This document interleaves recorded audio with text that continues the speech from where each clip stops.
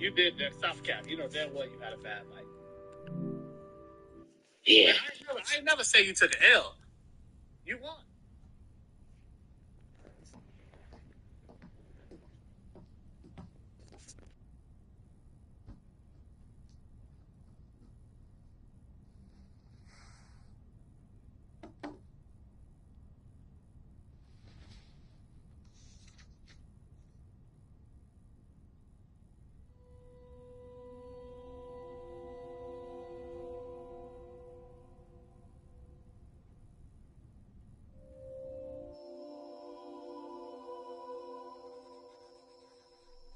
Who are you?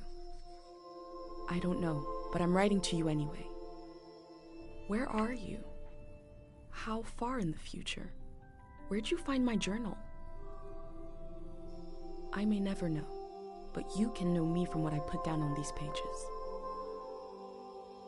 I come from a little village in the mountains. No one has left here since before I was born. But our lives changed overnight, just a few days ago when my best friend had a prophetic dream. A vision that the elder said means this season is going to end soon. The world is about to enter a new era. A great change is coming. Everyone was afraid. I was surrounded by questions and I began to feel how little I know. What is this season that is about to end, and why is it ending? What exactly is out there that could turn the world inside out? If there are still voices singing and laughing in the wilderness, I could record them before they're gone. I also thought of my dad, who always wanted to see the outside world but never did. So, I asked if I could leave. The elder had one condition for letting me go: that I take what I collect to the museum vault, a palace of art and memory at the edge of the earth. She says it's the only place safe from the turmoil of a changing season. I hope that's where you're reading this now. I can't stop the change that is coming, but this time on Earth could live on in these pages. What it looks like, sounds like, how it feels to be alive right now. I'm writing to you at the crack of dawn on the morning I leave home. I can smell breakfast cooking in the other room, and I can hear my mom's voice.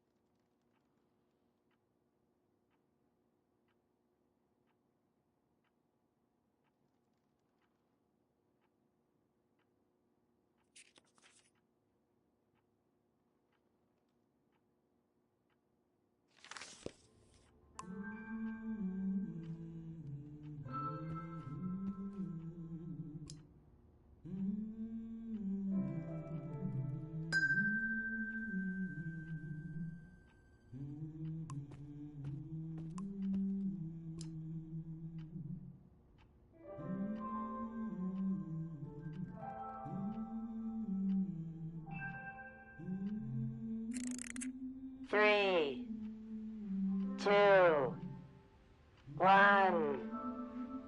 Hooray! Mr. Lotto's here.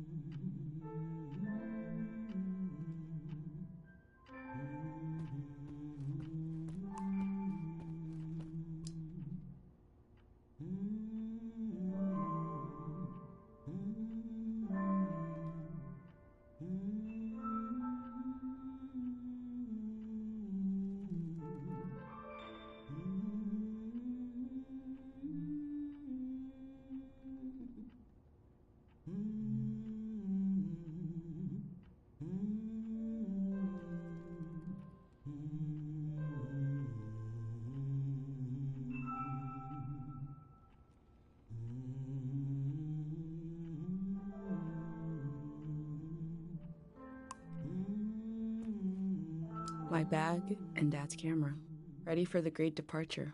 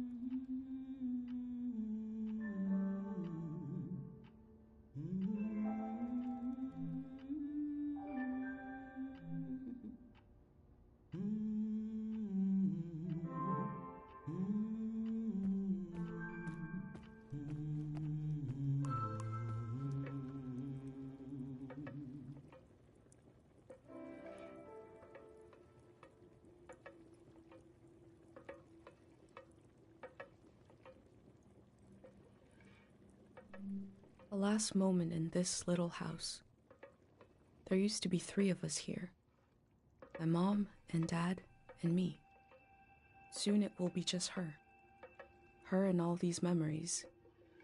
But in this moment, everything is the same as ever. Until I shift my weight.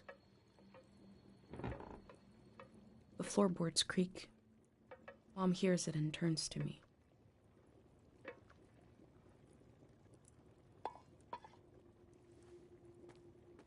You're up. What are you doing standing there? Time to get going. It's gonna be a beautiful morning.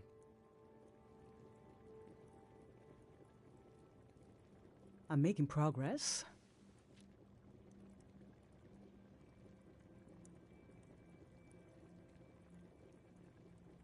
I found the burner, camera, recorder, travel bag.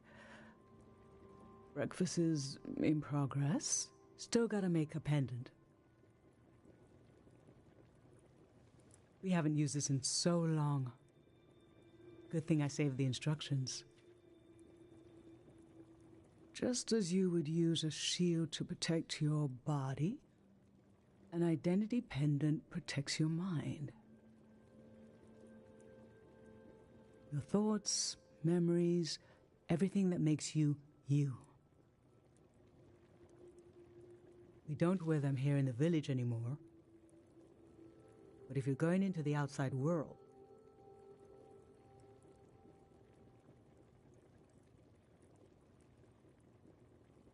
I'll feel better when you've got a pendant shielding you.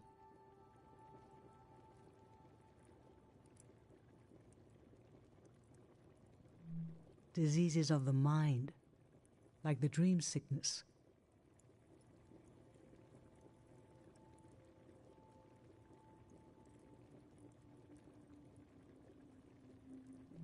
We don't know what caused it.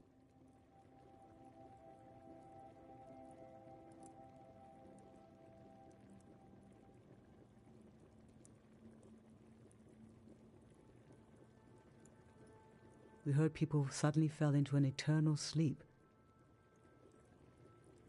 These were years of wild rumors.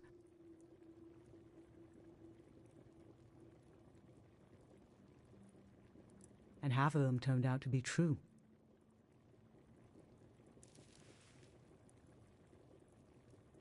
In times of war, a pendant can be used to identify a body. Let's skip that part.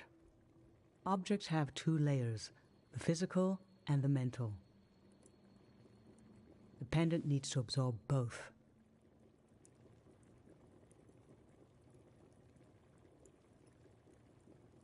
One, collect a sentimental object for each sense: sound, smell, feel, sight, taste. 2, feel the sense and speak aloud a memory of the object. 3, feed the object into the burner. The memory will leave the speaker as it is transferred to the pendant.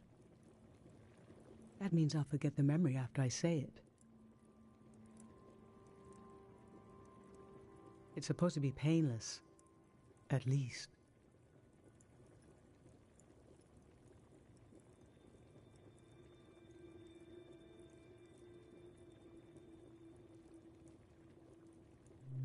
Okay, so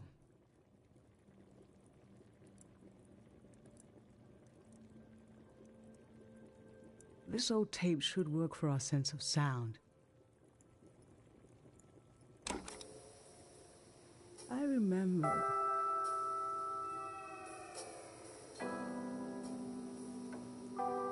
You and I fell asleep listening to this tape.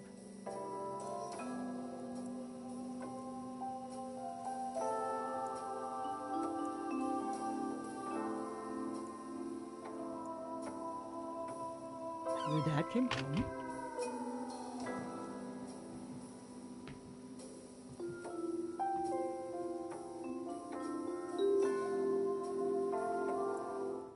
We all rested together until it got dark.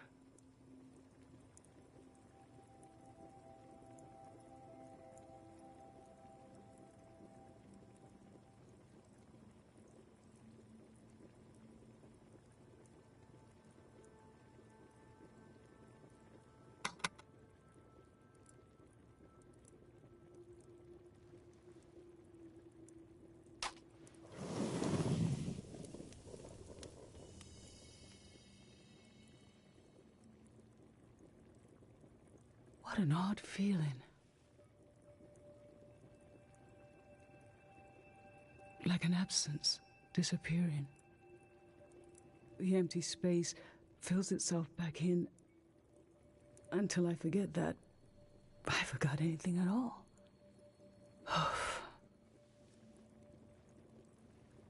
I'm glad I'm only losing a few memories. If I lost too many, I wouldn't even know who you are. You should pick the rest of the objects. I'll lose the memories, but you'll have them in a pendant forever. So they should be important to you.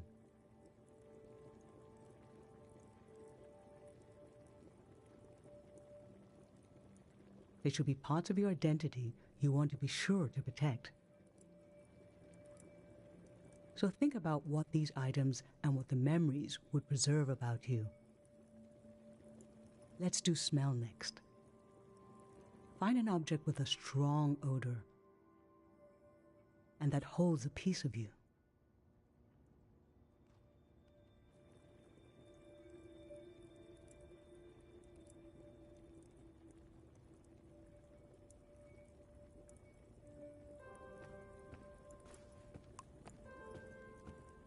Granite, seaside, darkness.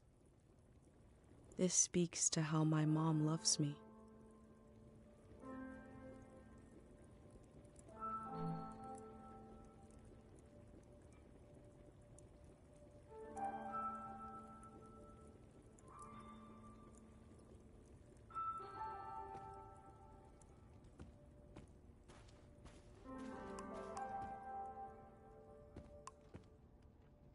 Honey, wax, baby, waves. I was loved by people I have no memory of.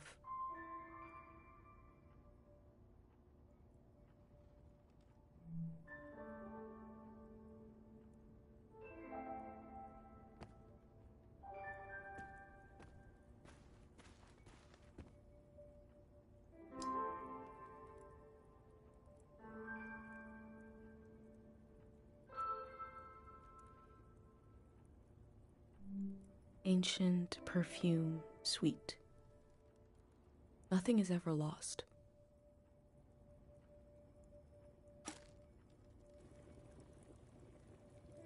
What did you choose for smell?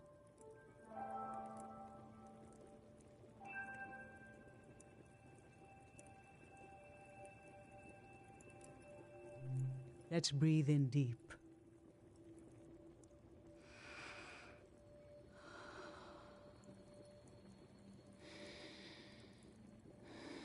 Your dad used to bring these flowers home from his climbs.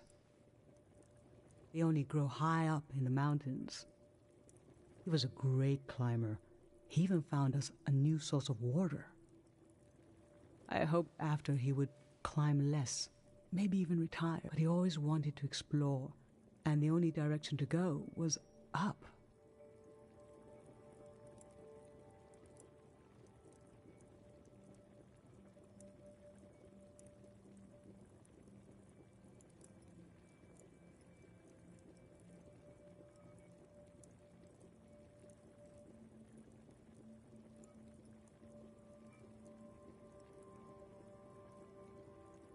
Maybe the Elder is letting you leave out of guilt for what happened to your dad. If someone has the energy to leave, it needs to go somewhere. He fell into the Fitz ravine.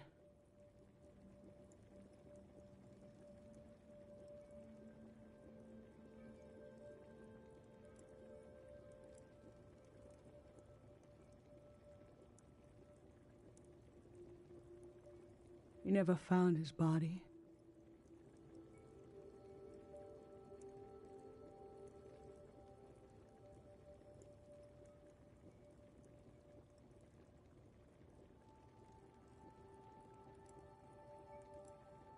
But doesn't he rest with us at night? Doesn't he appear in our dreams? How can such a human being depart this earth without leaving behind a trace?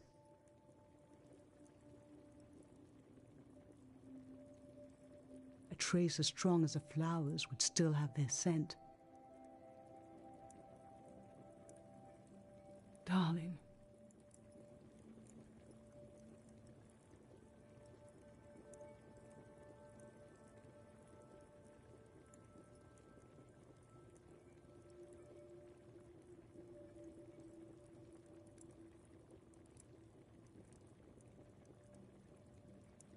I don't want to lose this one. I can't lose this one. Can we put the flowers back, please?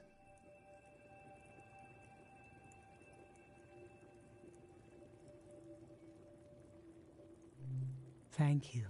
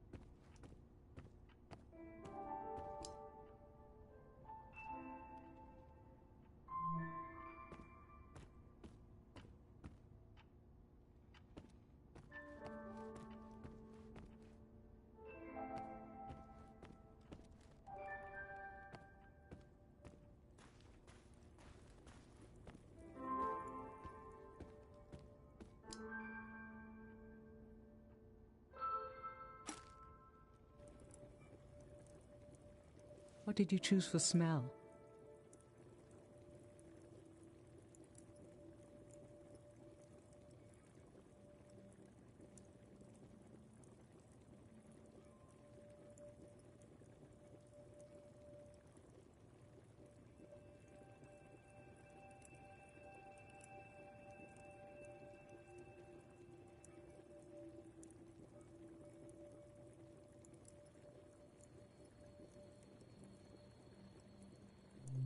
Let's breathe in deep.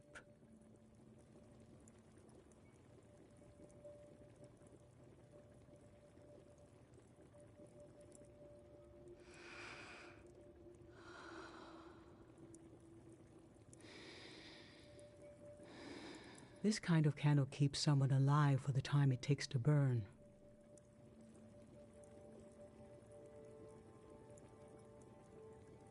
Just a few hours when death is nearby. It can be enough for last rites, last words. This was Grandma's candle. She didn't want to use it. You spent a lot of time with her when you were a baby. I realized she wouldn't live long enough for you to remember her.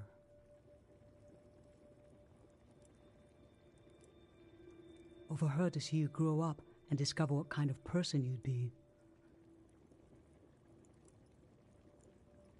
So in a way, you don't know her, and she didn't know you. And yet, she loved you. I don't know where love goes, but it belongs to you anyway.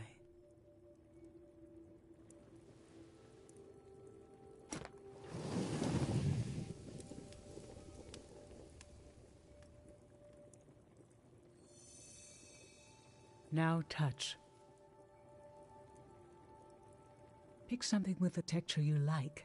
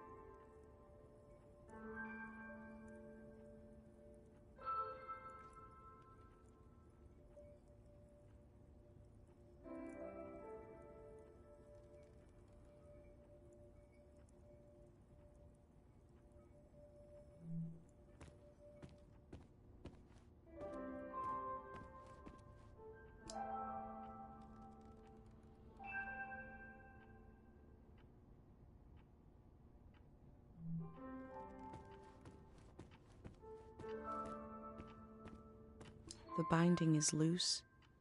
The lace of the cover is ready to slip away. How I always wanted to meet these strangers.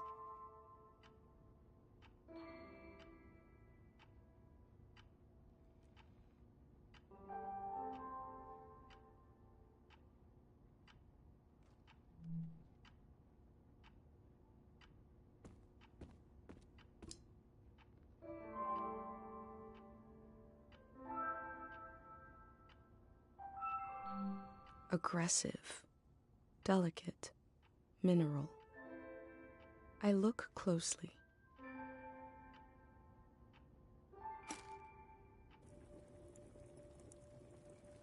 So what did you end up choosing?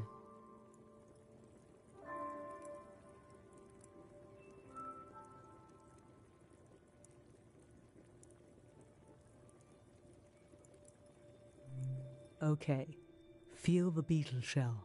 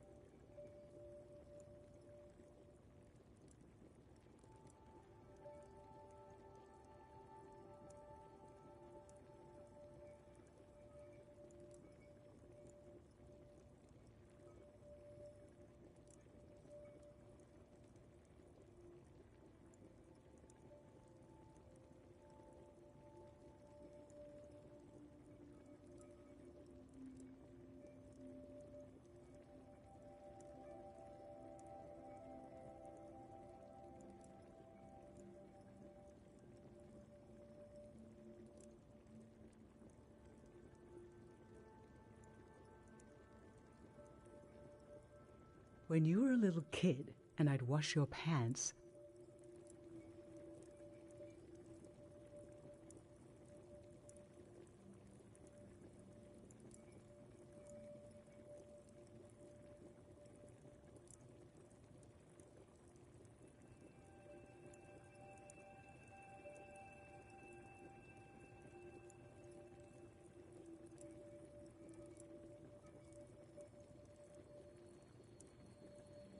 I check the pockets and find all kinds of little things you'd collected off the ground.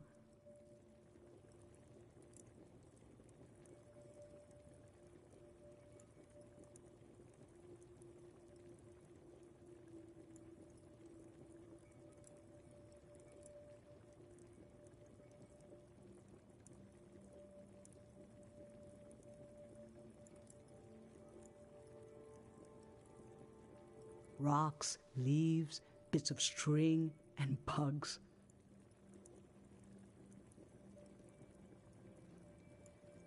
It happened less and less as you got older. But I remember the afternoon I found this beautiful blue beetle in your pocket.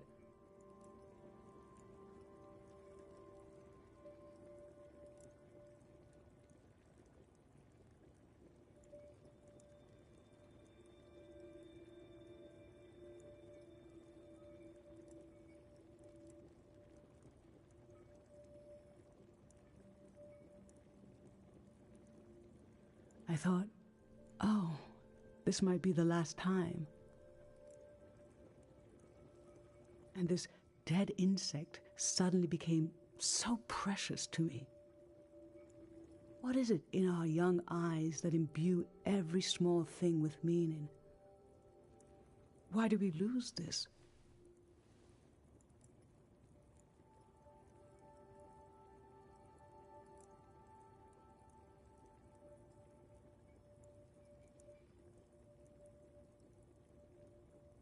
I don't think you ever did.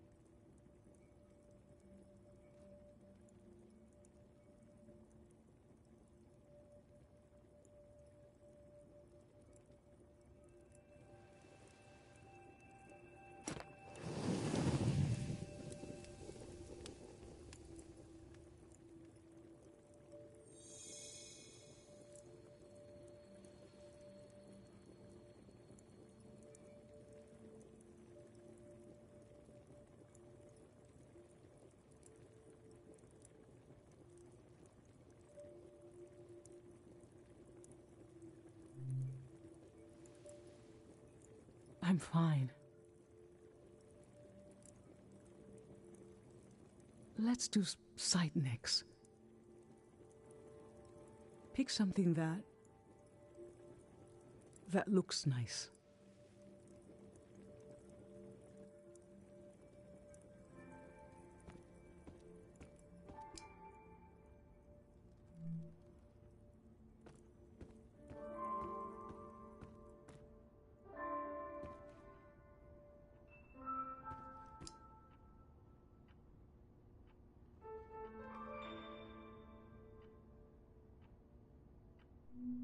Yellow avian gesture. I take care of fragile things.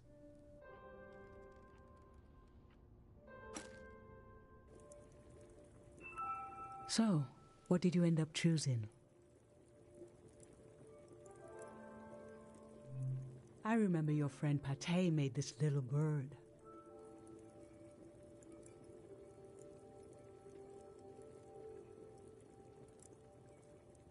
You wanted to protect it, keep it like a pet. I thought it wouldn't last long. It's just a bit of folded paper, but you took good care of it, and years went by. You'd done it. it was still intact. That was when I started to understand what kind of person you are. You will chaperone these delicate things into the future.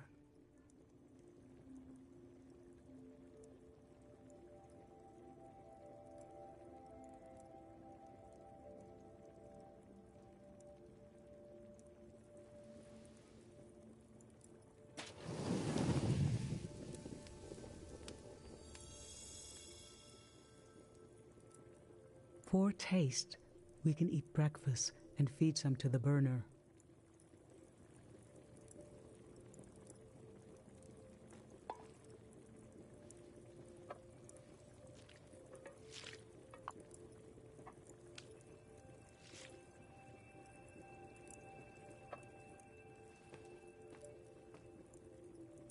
The memory I'll lose is the one we're forming right now. I want you to have it forever.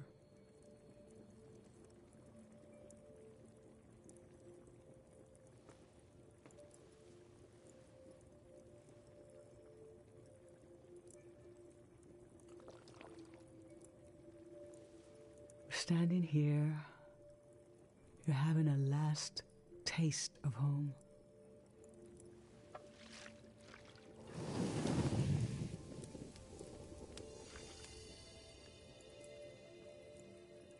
Now you're protected by lost memories.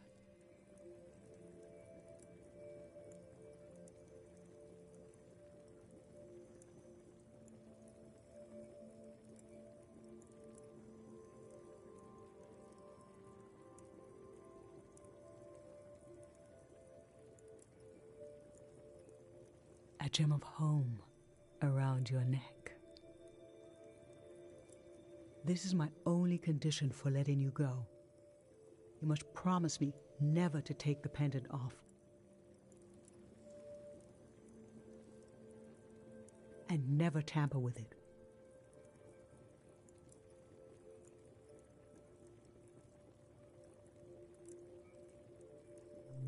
Okay?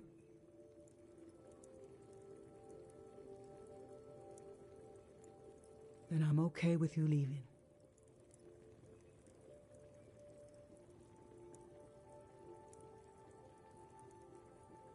I think your camera and bag are still in your room. It's time to gather them up.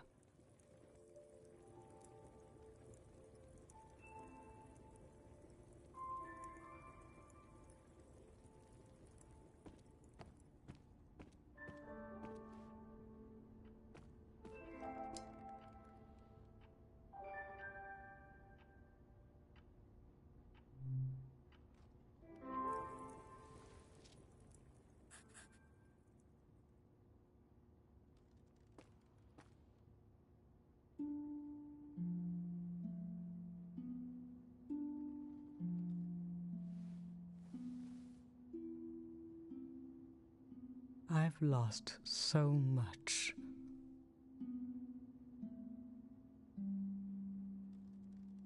How could the world ask me to lose you too?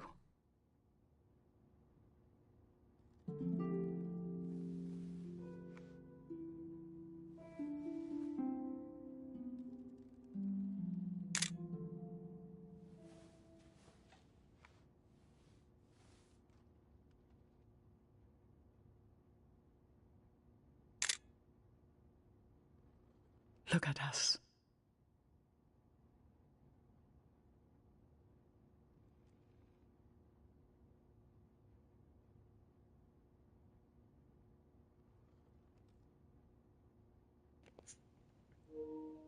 Hey, Rich. There we are. There we were. We'll always be right here on this beautiful morning.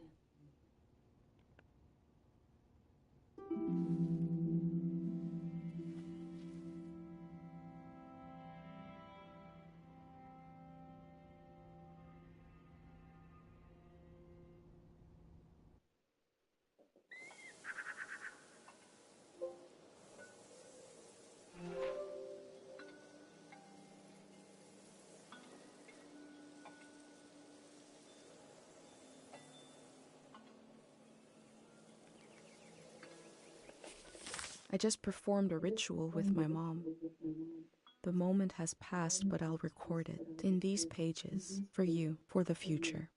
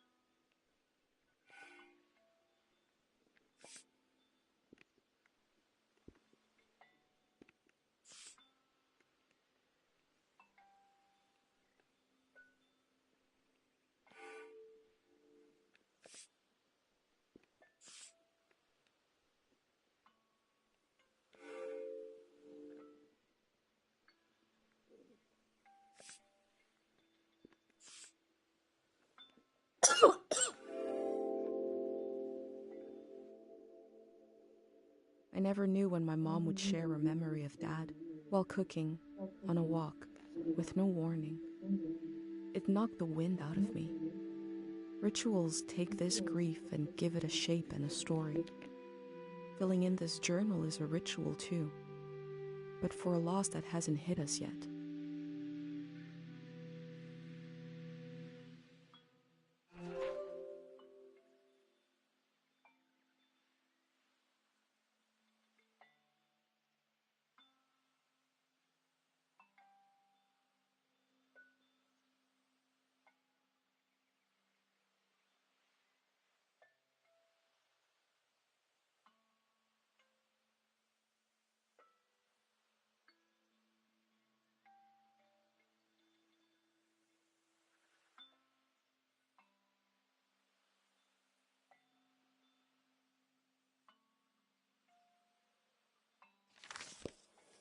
I've brought tools to record the sights and sounds of this season.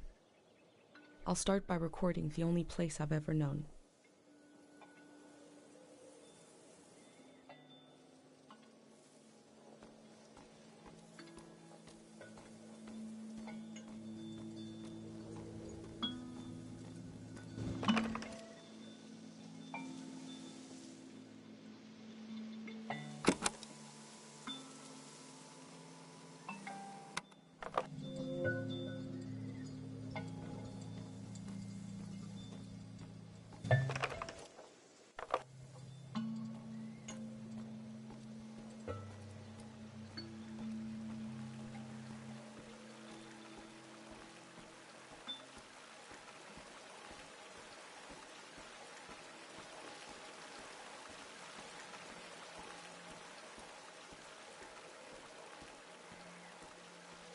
Last night there was a goodbye party here in the plaza. Everyone was so afraid for me. To understand that fear, to understand where I grew up, you have to know the man standing watch over the plaza, Dr. Last night my friends wrote down their hopes for my trip and tied them to the branches of this tree.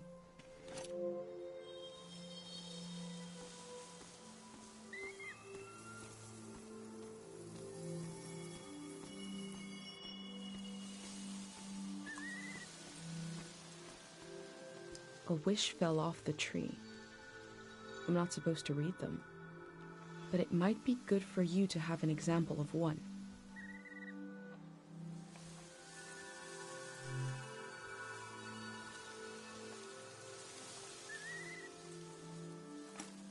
I can go against tradition a little for posterity.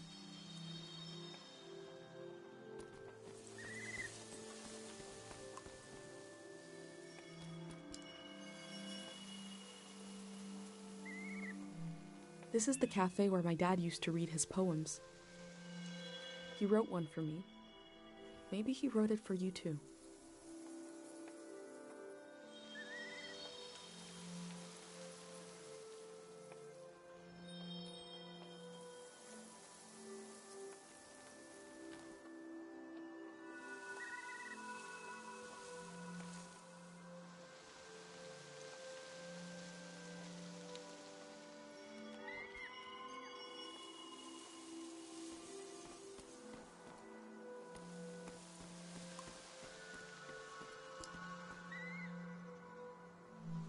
Pate's little daydream of leaving this place, of seeing something weird.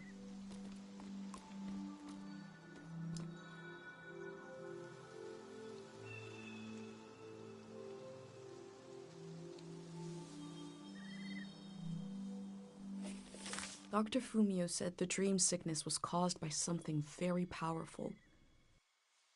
He wasn't able to cure it. Dr. Fumio and his son founded Kero back in 776. They live on through our traditions.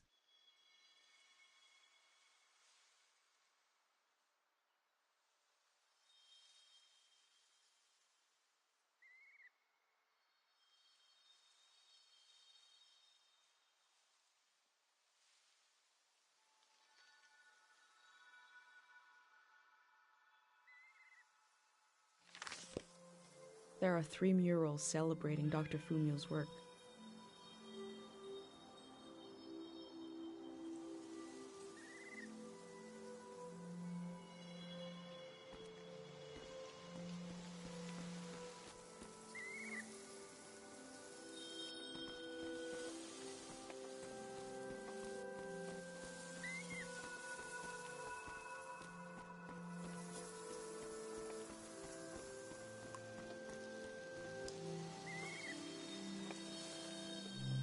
Smells like an old man's toes dipped in cinnamon. I had to drink this gross potion last night. Like my pendant, it's supposed to protect my brain.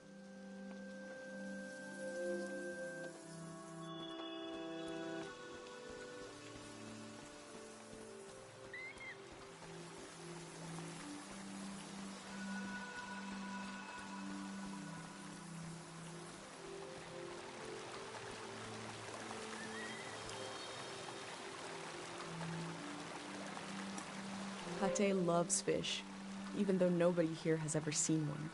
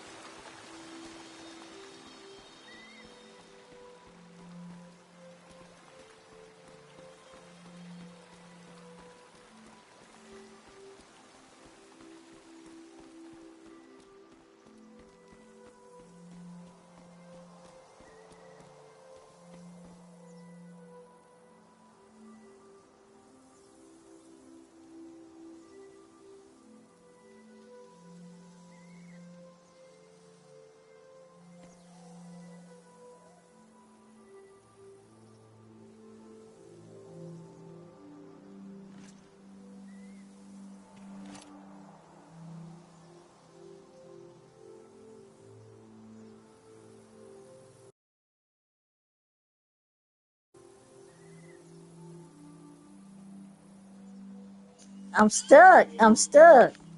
Oh, there you go.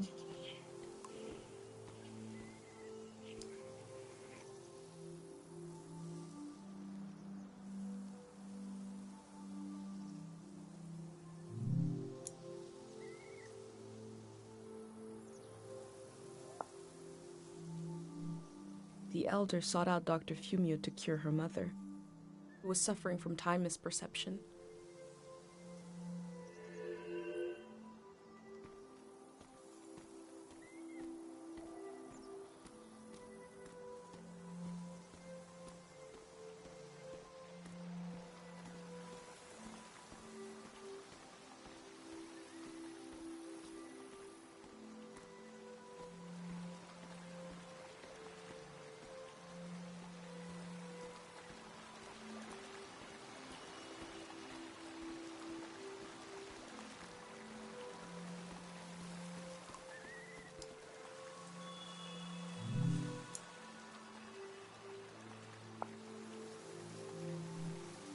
Remembering everything must be painful.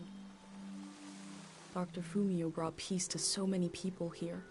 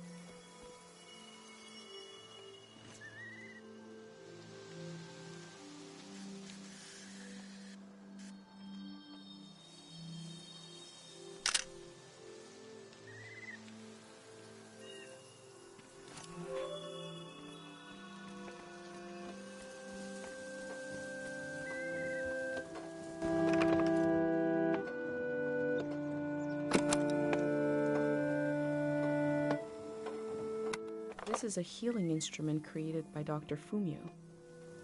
It draws on the pure mountain air.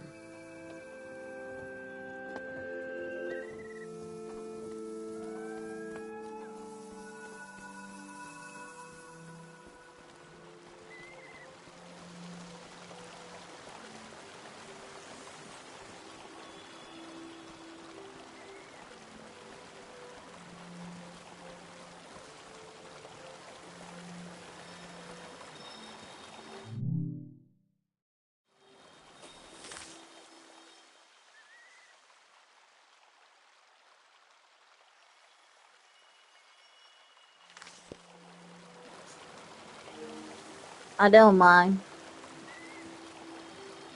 I don't have anything to do.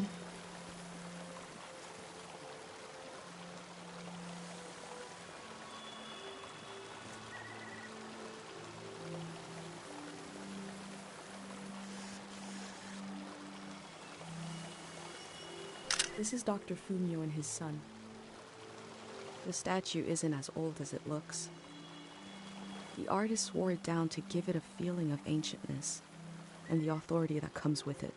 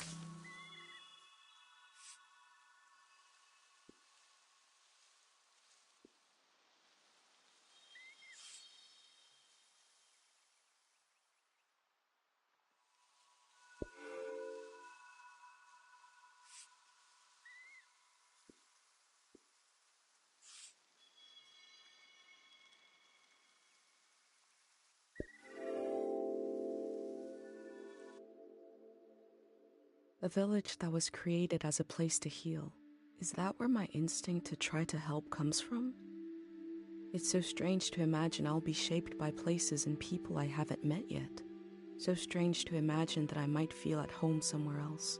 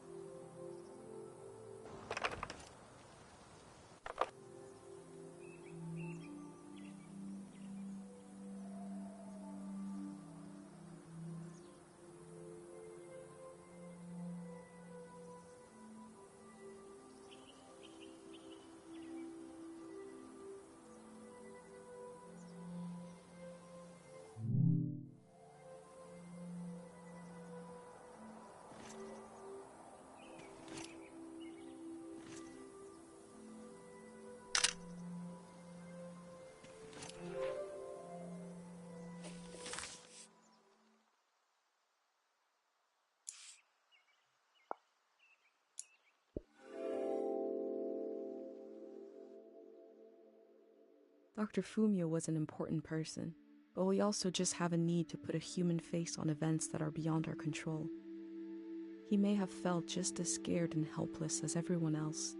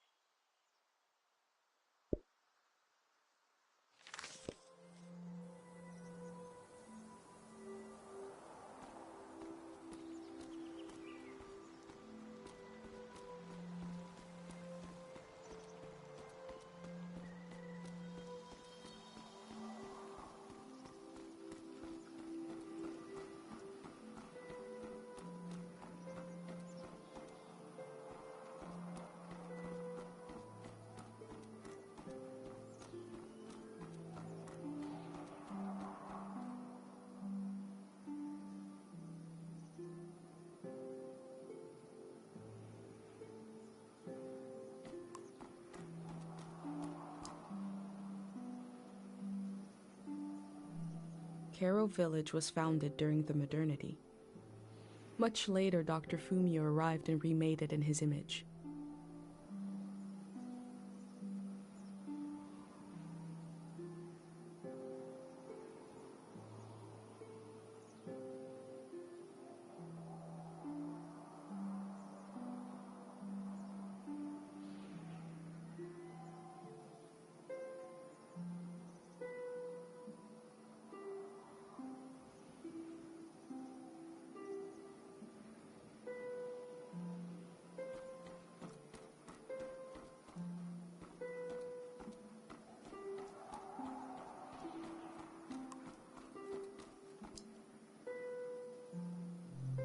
This flower means you're in my thoughts.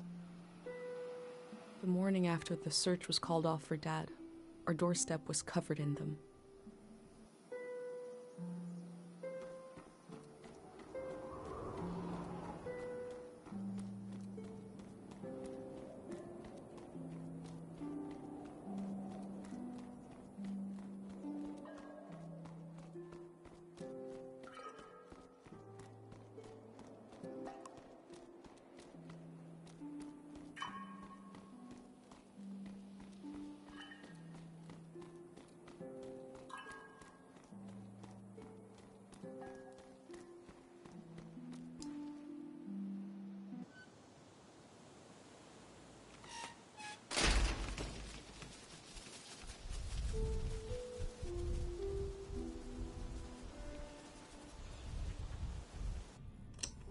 Is it recording? Yes. Okay. How to leave home for my daughter. Find a sacred square of earth. Lay down so you have the dirt at your back.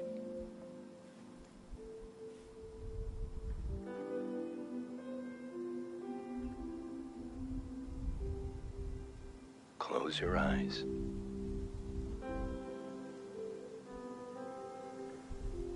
Close everything. Do you see for yourself? You see for the dead, for the unborn. Do you listen for yourself? You listen for the dead, for the unborn.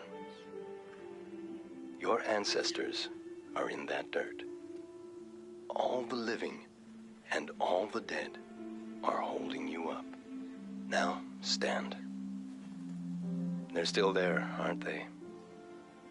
It's time to move, to entangle yourself everywhere with everyone. So the next time you lay down in the dirt, you will have so much more to tell them.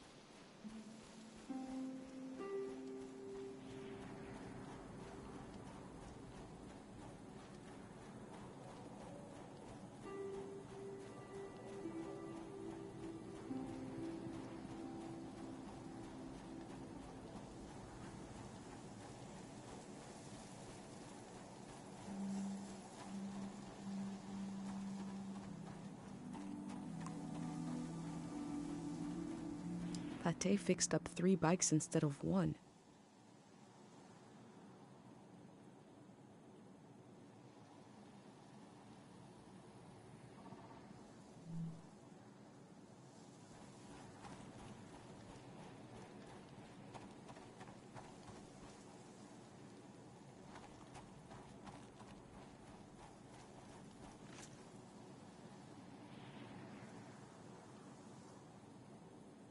These bikes were used by messengers a long, long time ago.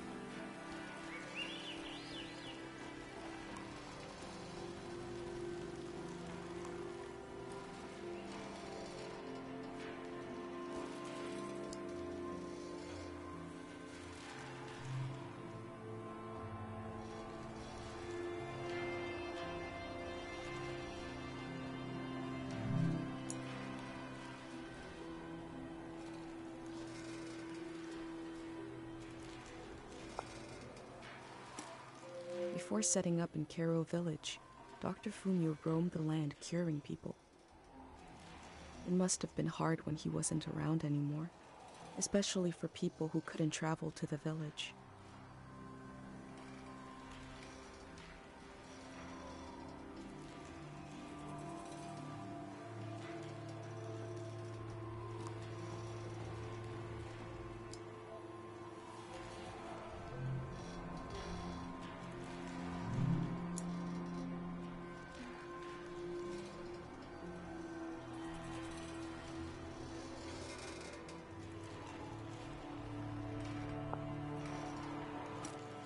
That poor baby.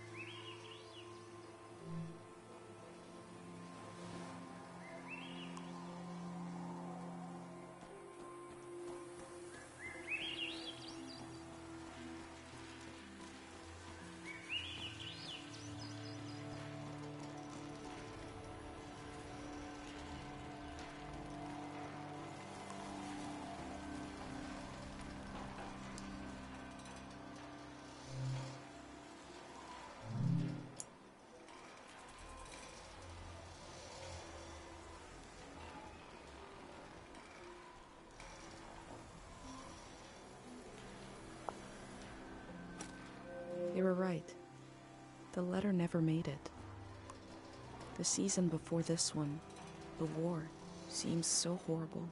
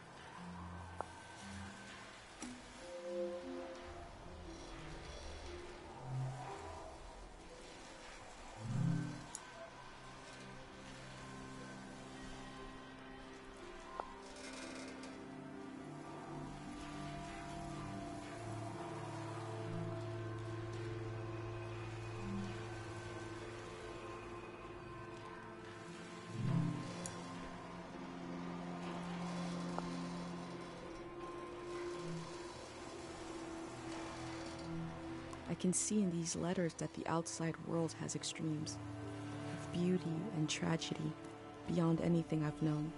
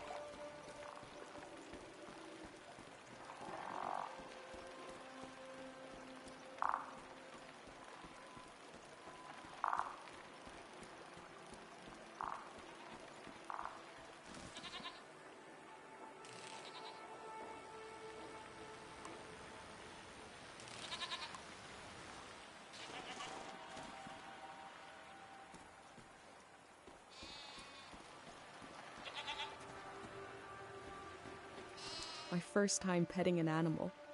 I think it went pretty well.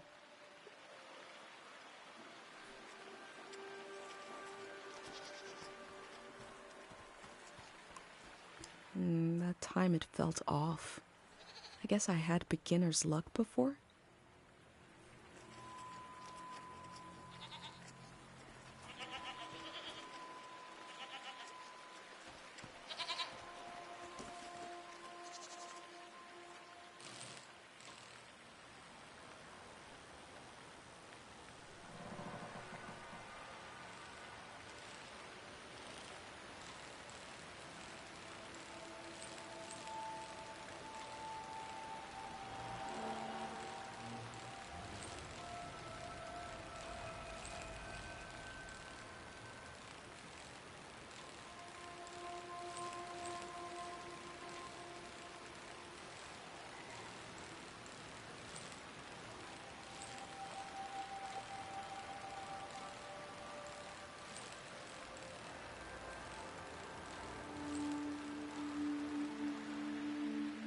I cycled through landscapes, seeing them for the first and last time.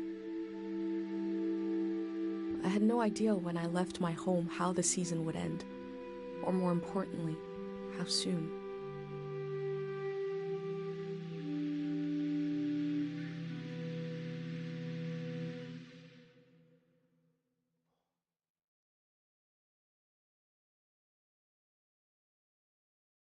On a cold, damp day, I feel true loneliness for the first time. Nobody could have described with words how big this world is, how it goes and goes. I passed through it, where others passed before me.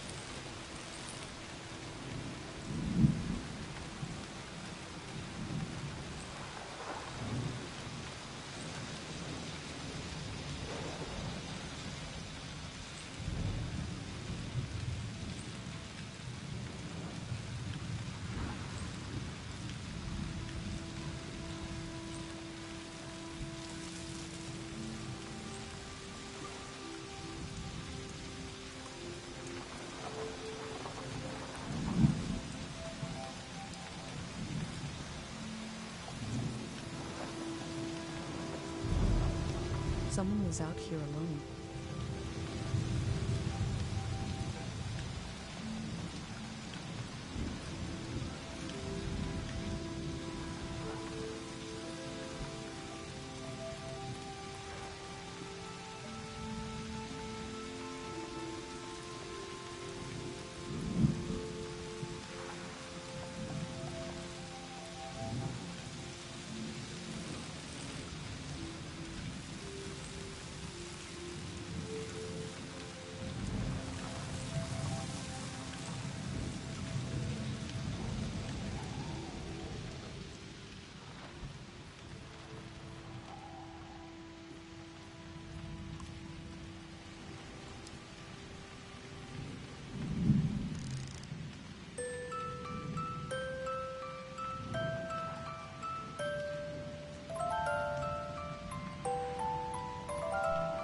One melody is like me out here alone.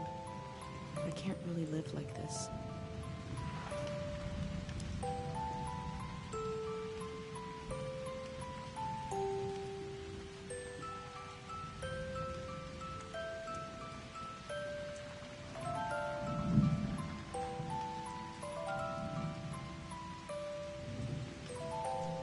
They kept themselves company with music.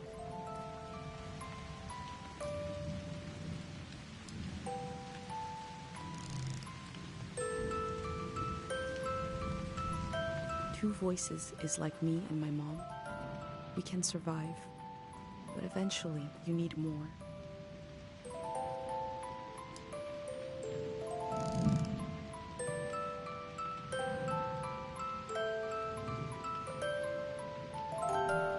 3 voices as complex as life is supposed to be. I could listen forever.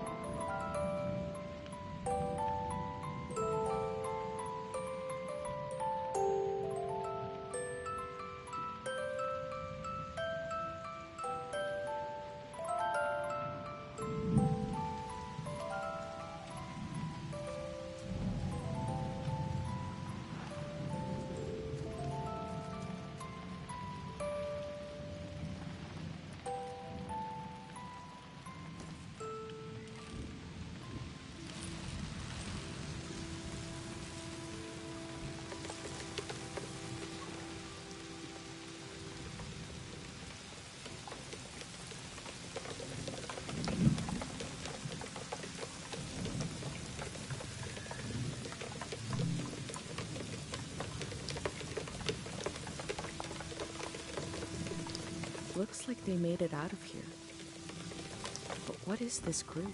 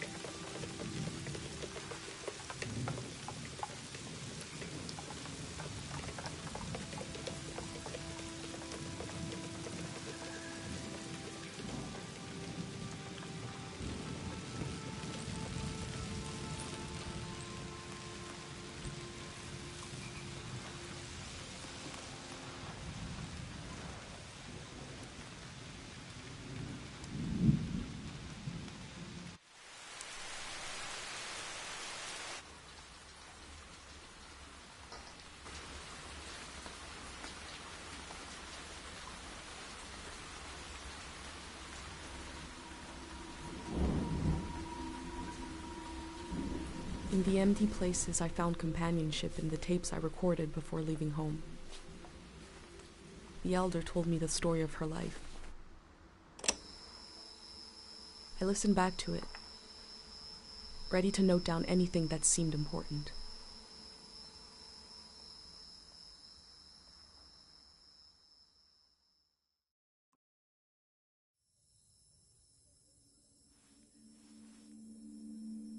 Let's set the scene for the listener.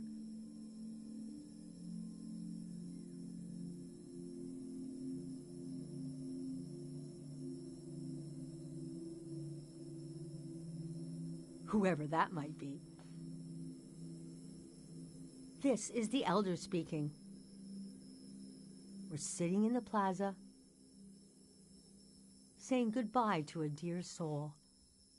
We're here to see if there's anything useful in my mind that could help you on your trip.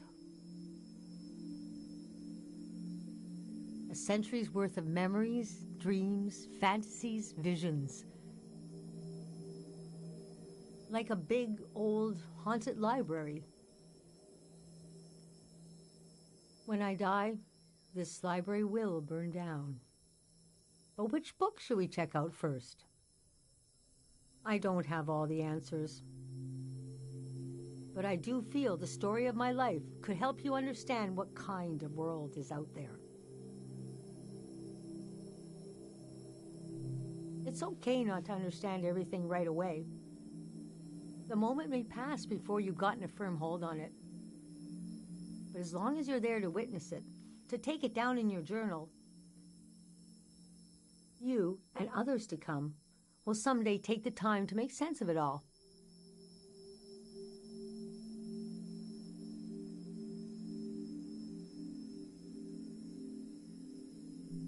First, I got old. That's an important step. Being an elder is all about how you react to strange events. The key is not to be surprised, but kind of frown, look serious, and say something like, "It begins." Never say, "I don't know." Say, "We dive into a pool of uncertainty." I was born on the ocean.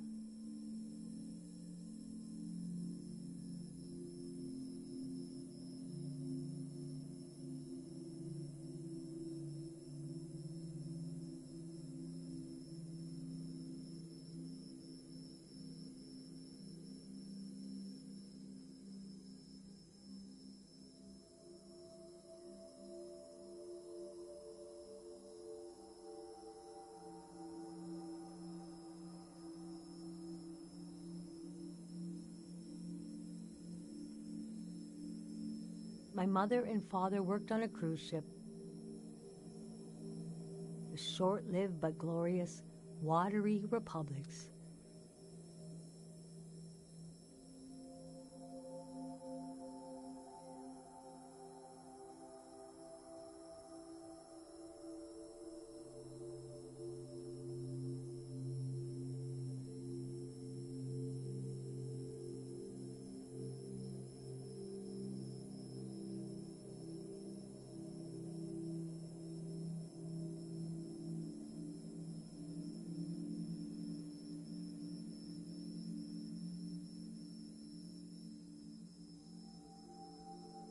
Floating cities. Most won their independence by the time I was born. How can I describe them? They were a jewel of the golden season.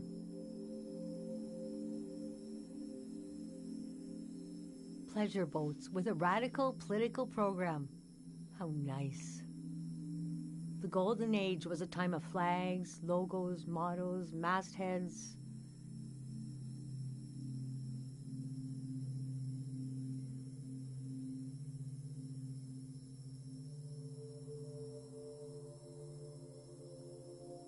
My mom taught me to read them. She was the ship's philosopher. My dad was a recycling engineer. Recycling on the ship was a matter of life and death. We had to get the most out of every object and watt of energy.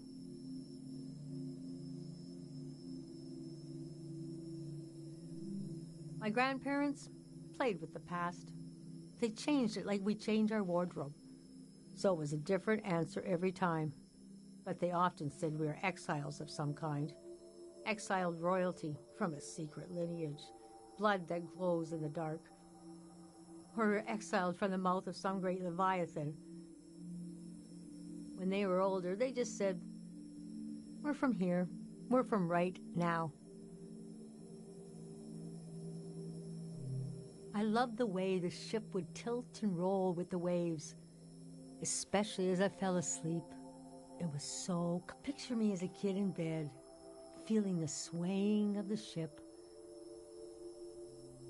It was like being rocked to sleep as a baby. I loved exploring the ship, too. Wandering through the suites, the swimming pool, the game rooms, and oh, there were 2 dance halls. A large, elegant one and another one in the basement. A lot of my firsts were down there. My first dance, my first kiss, and so forth. Our ship was taken over in the early days of the war. That was the end of the Watery Republics. I heard the dance hall in the basement became a weapons cache. Took me half my life to say goodbye to the world I knew in my youth. Imagine me and my parents and everyone I knew being escorted off the ship by a company of soldiers. And I'm thinking, I hope they don't make a mess of my room. I was embarrassed by the younger kids who were crying their eyes out. But they knew, I guess.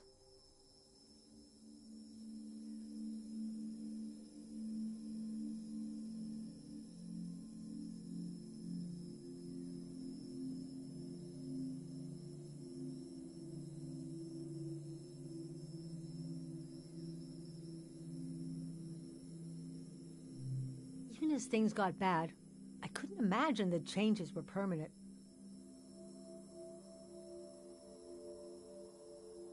It's easy now to look back and say, the internationalism of the golden season was violently breaking. You can be naive about all kinds of things, but not war. Most of my life has been spent in isolated communities, and the one moment I was in the wild world, you couldn't pick a more chaotic time. And we had been warned the season was going to end. Oh, but we didn't understand the warning. You see, one night, along a coastline, we saw beautiful lights shimmering above the water. Later, we found out this was an ancient warning system. It hadn't been used in so long, We didn't know what it meant. We just thought, well, ain't that pretty? We tried to stick together and camped out on the coast of the Prismatic Grounds.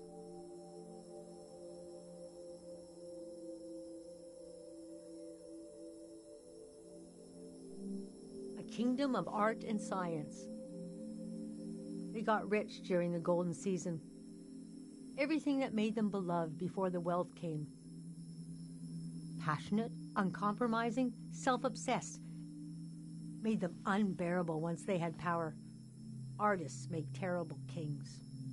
Are you sure you want me to keep going? The story gets darker from here on. Okay, so conditions in the camp were getting worse. My mom got lost in thought for long periods of time. She'd be completely still for hours, days even.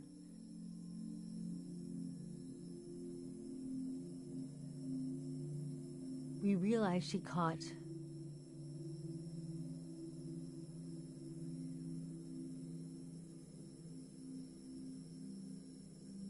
well, now we call it time misperception disorder. It's when you lose your ability to tell how much time is passing. A minute can feel like an hour. A day can pass in 10 seconds.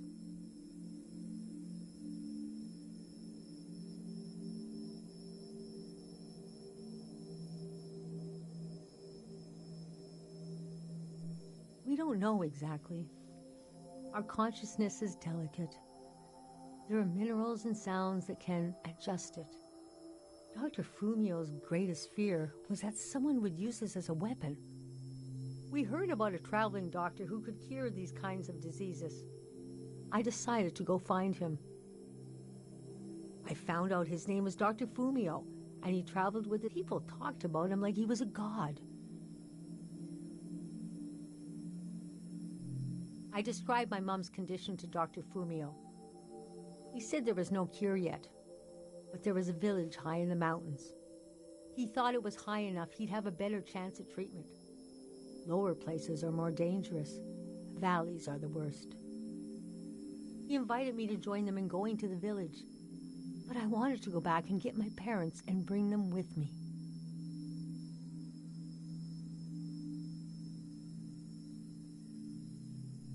Yes, our Caro village. People thought it had been destroyed, or was a myth, but Lucio had a vision which showed us how to get here. I packed my things and got ready to leave the next morning. That night, my mom came to me in a dream. She was standing in a field of flowers. I'd grown since I last saw her. We were the same height. She pressed a finger hard into my palm. She taught me well. I knew the meaning of the gesture. I knew no matter what I did, I'd never see my parents again. In the morning, I told Dr. Fumio I would follow him to Caro village. The next few weeks were very physically tiring, hiking, climbing. And when we found the village, building, planting, cleaning, Fumio brought sick people from all over the world, and they got better. The treatments worked. Everyone was healing. So why couldn't I? One day, we got word the war was over. We never found out how it ended. It was like peace just swept over the earth in a split second. There was a party in the plaza to celebrate the end of the war, but I couldn't bring myself to go. Yes, it was over, but it had taken my... That night, as I was falling asleep, I felt the bed tilt and sway gently, as if it was being tossed on the waves of the ocean, as if I was back in my bedroom on the ship, as if I was back in my mother's arms, being rocked gently to sleep. I knew I was finally home, and nothing could hurt me.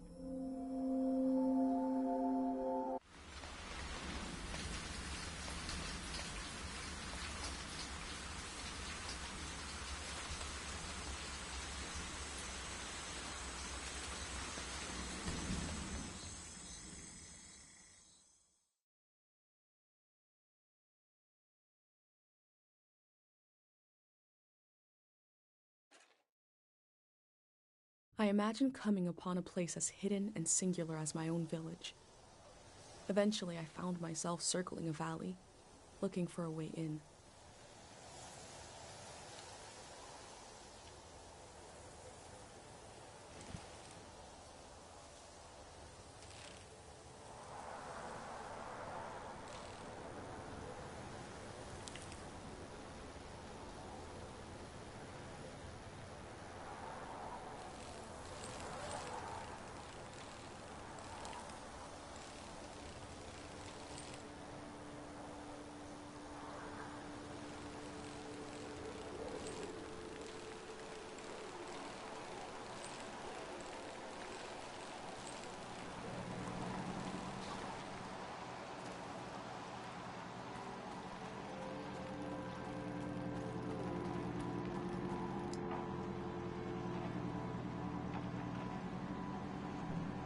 We never used this kind of technology in my village. Nobody trusted it.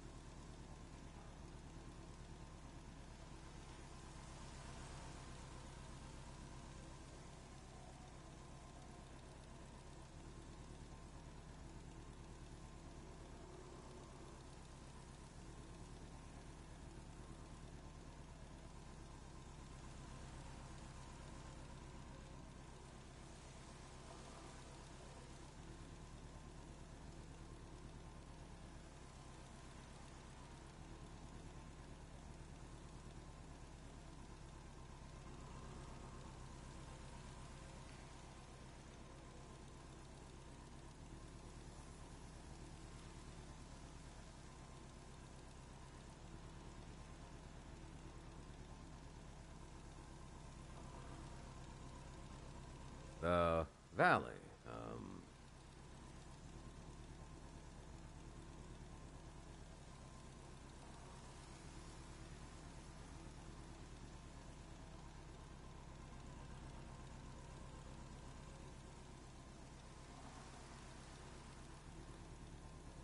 One second.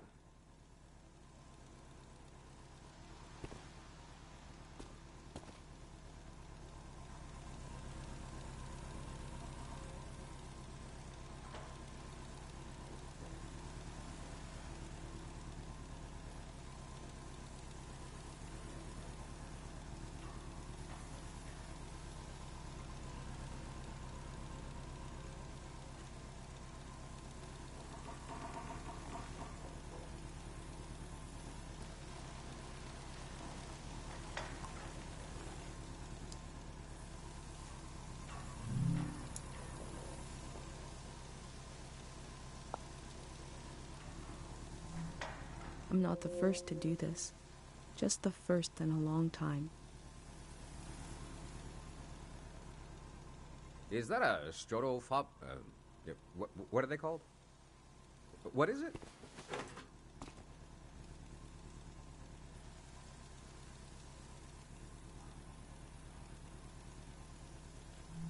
I love old gear like that. It's getting more and more rare. I had a camera, but it broke. Not that interesting of a story, I guess. What are you doing here?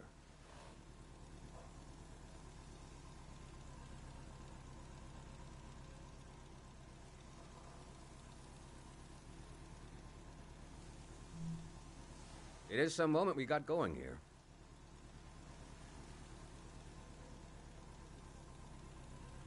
But I don't want to talk your ear off.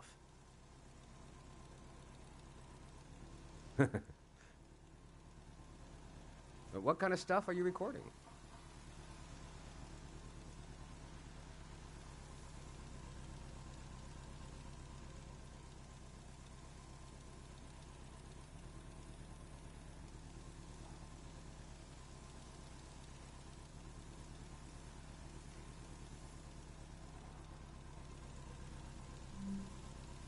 Oh yeah, civilization they call it. The valley would be a good place to use those tools. Too bad it's closed down. Let me finish up here, huh?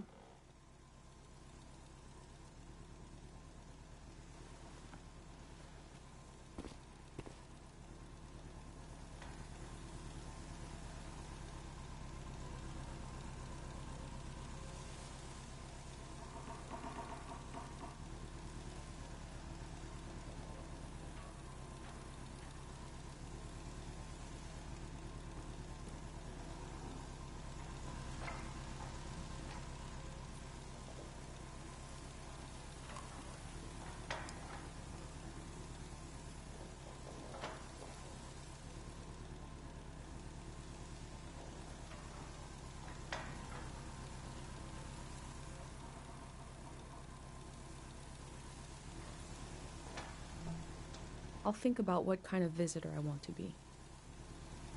Hey.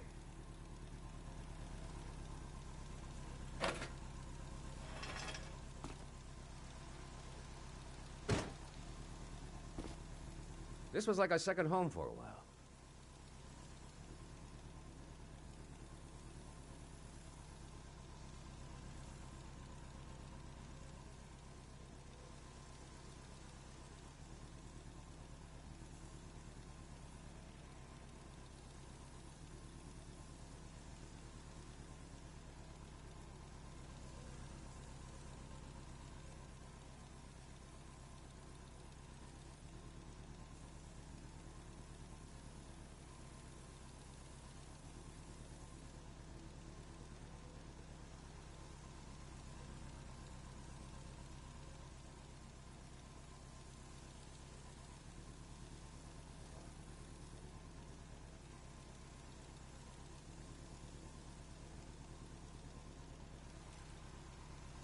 That was fun earlier when you showed up.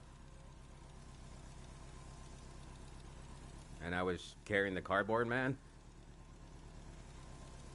You were like, who are these guys?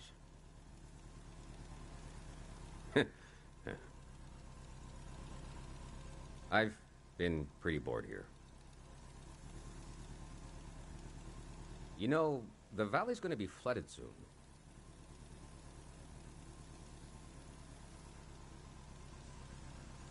That's why nobody can go in there. The dam is falling apart.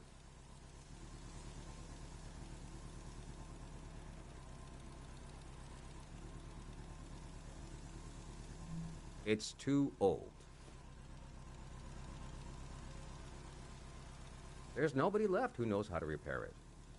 We're taking it down so we'll know when it'll collapse. It gives us time to evacuate everyone.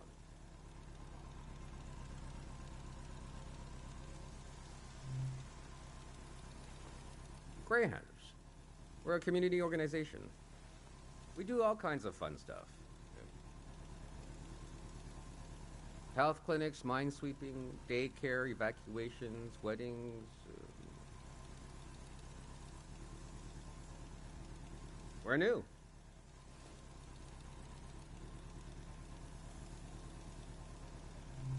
It was supposed to be because we're helpful yet neutral.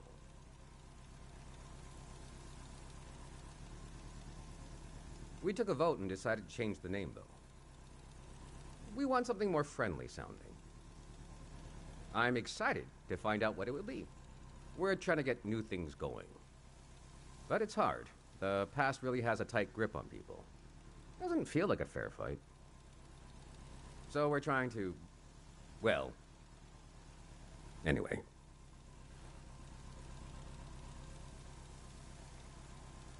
It's funny. I stood guard here for a week.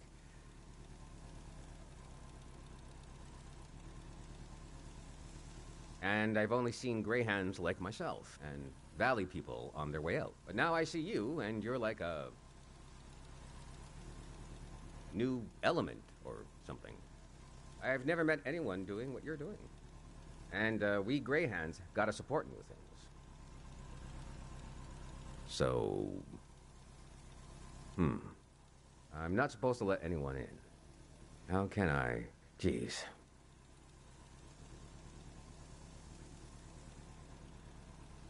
I think you should go down into the valley and take a look. Gotta try something here.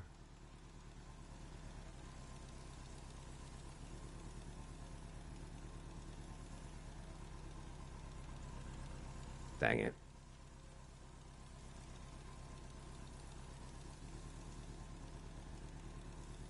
I was trying to wink.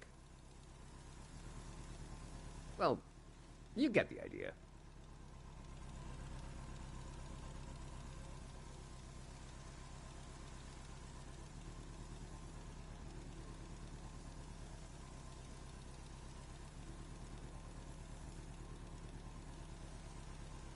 Go on and put that old gear to use. You can take my map of the valley, too. I don't need it anymore. I'll be down to pick everyone up around midnight. See you then.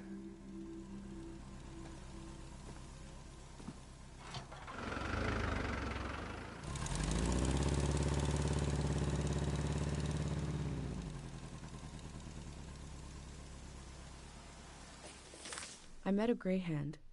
He let me into the valley.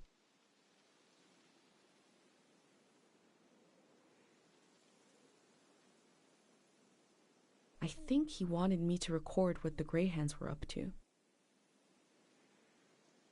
And he gave me a map.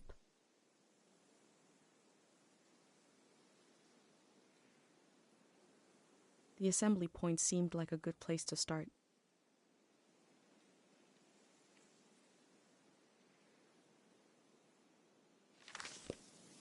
I wonder what he expects me to discover in the valley.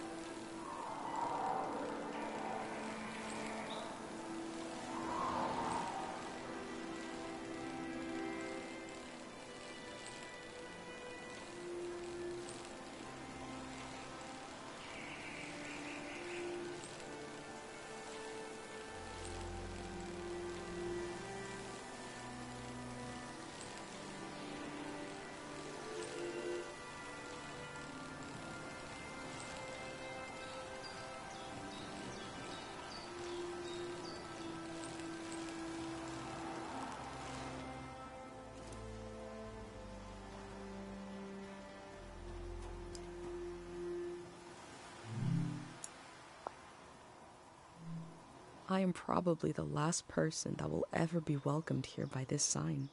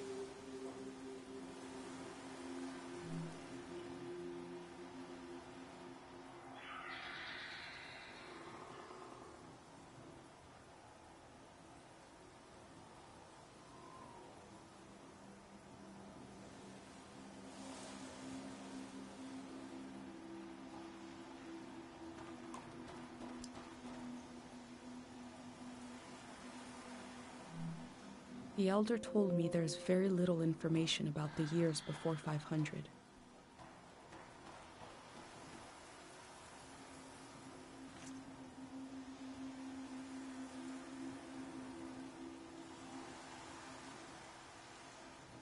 All above will remain, all below will wash away.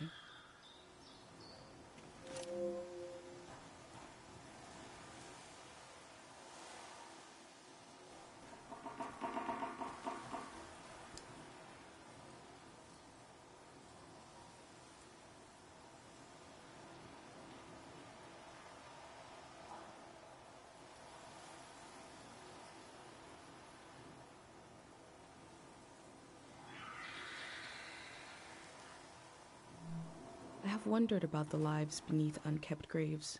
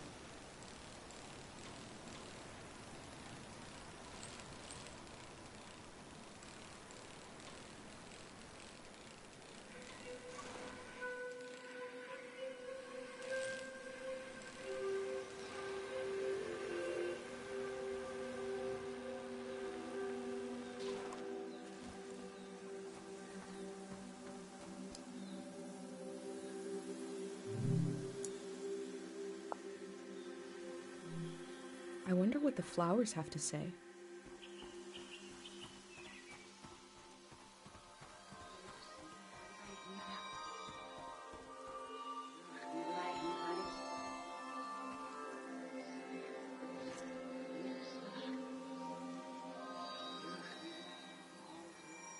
She must have been important to have such an elaborate solitary tomb.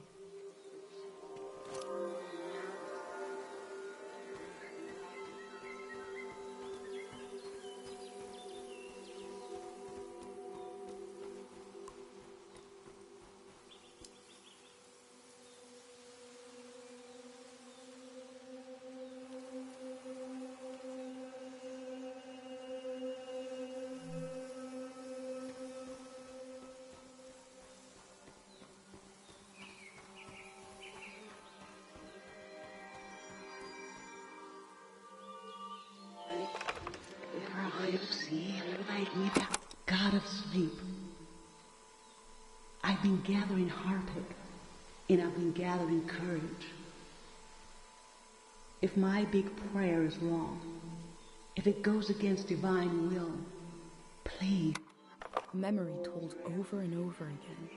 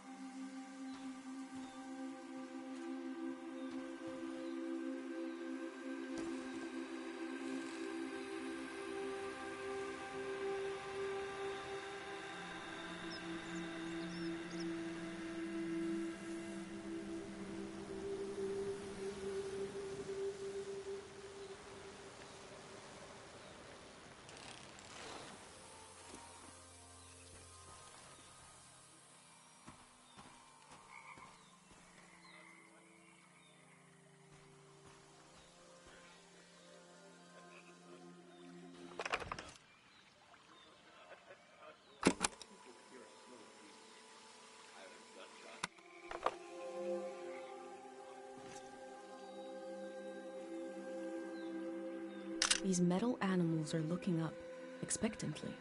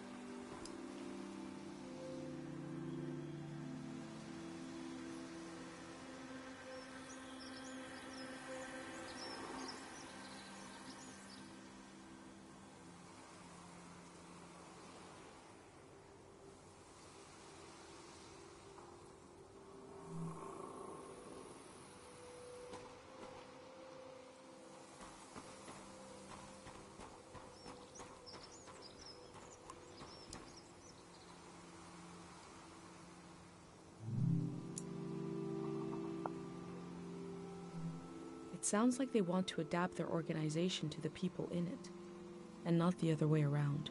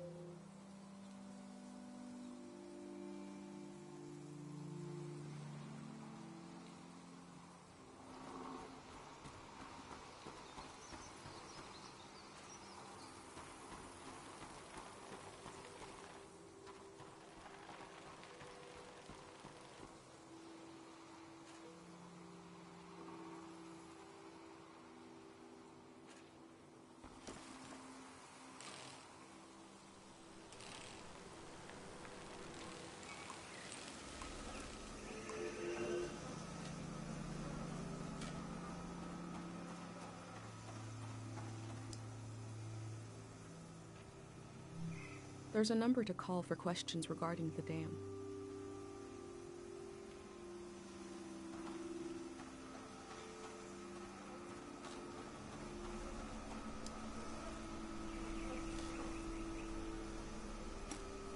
There must be a lot of people going to the city if they need to keep track of them with cards.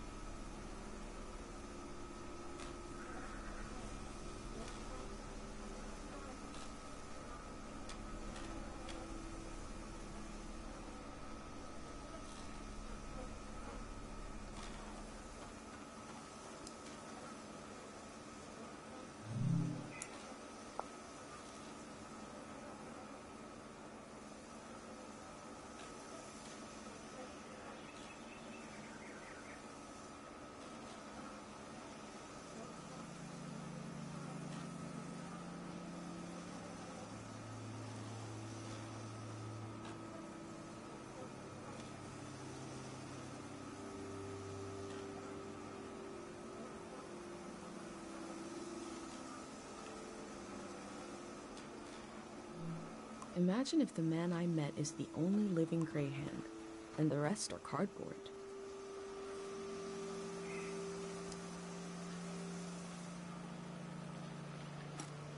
The Grey Hands want to end this season.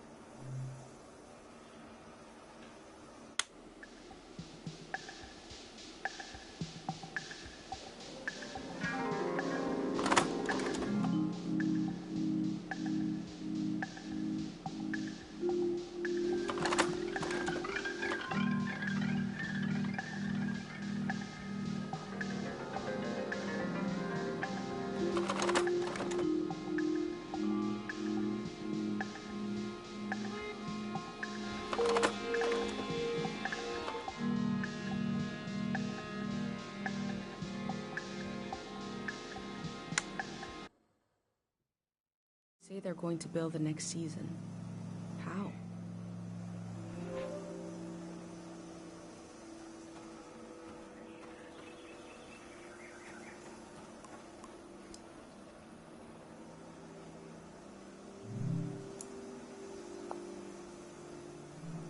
It's hard to imagine something new, a new way of living, but they're trying.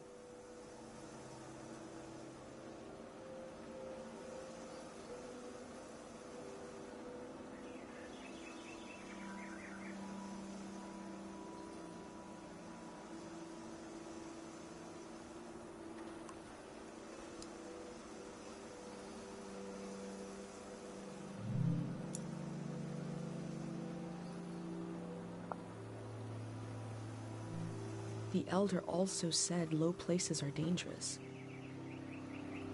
The city is high up like my village. Maybe it is safer.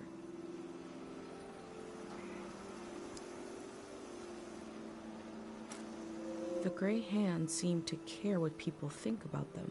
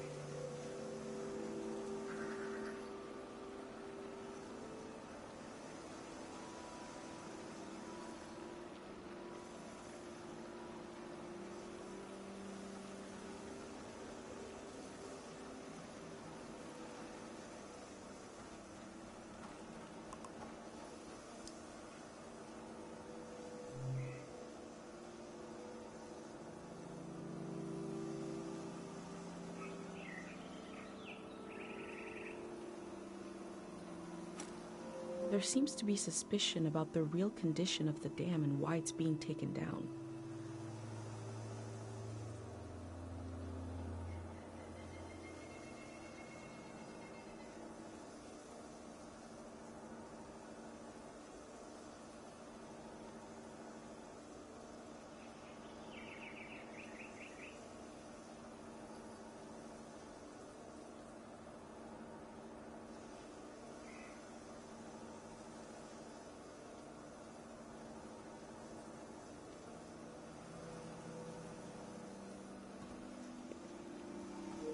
Hey, G Chill.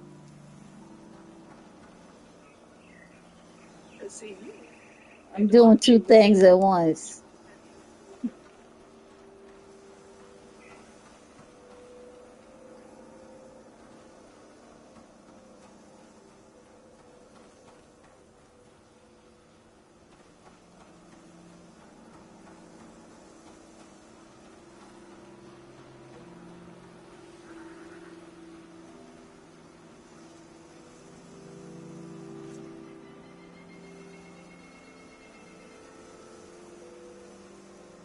A flimsy blank wall to project images onto.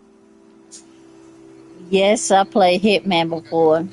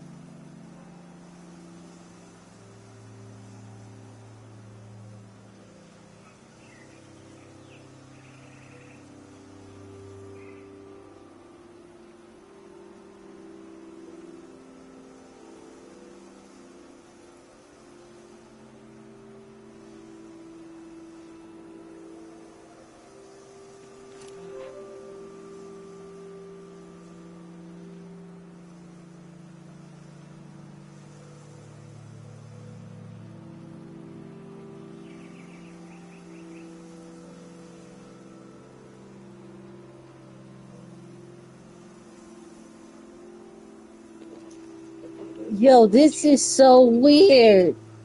This is so weird. I can't believe.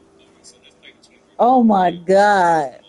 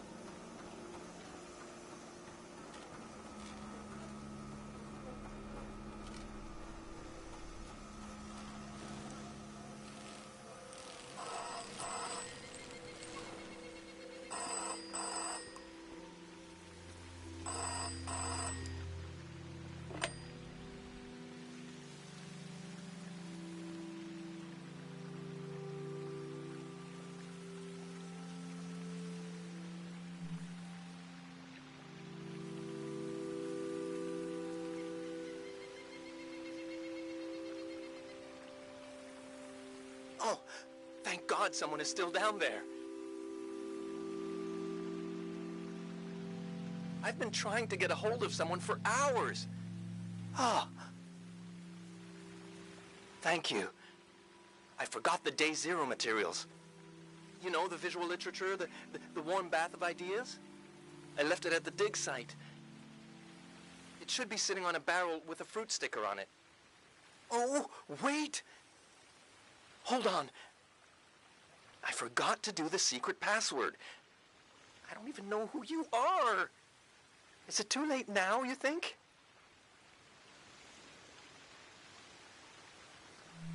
Okay. What day is the day after tomorrow?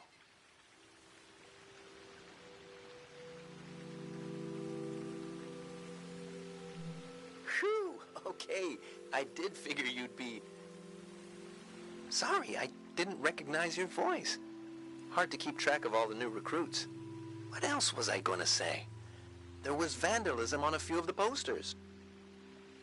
Bad stuff. I put them in the trash. Keep an eye out for more. Anyways, thanks for answering. The Day Zero material is in the dig site, pretty sure. It should be sitting on a barrel that has a fruit sticker on it. You know, I guess I was going to say you could, but the flood will destroy it anyway. So, actually, I was worried for nothing. Everything is lost in a flood. God, we really know what we're doing. I'm excited for this all to be over. I'm excited for this all to begin. Bye-bye now.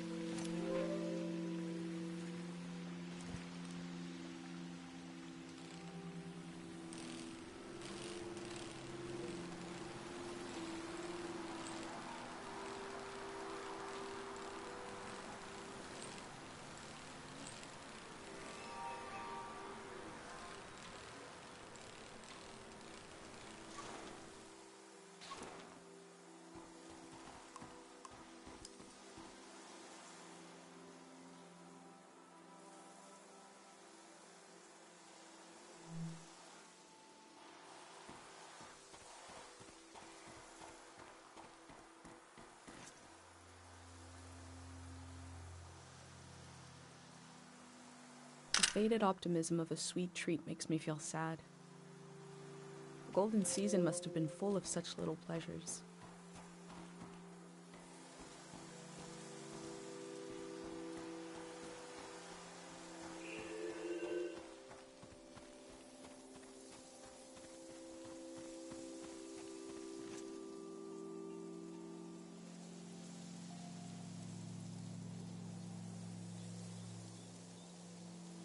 Filled with grain for the future. The farmer didn't know they wouldn't need it.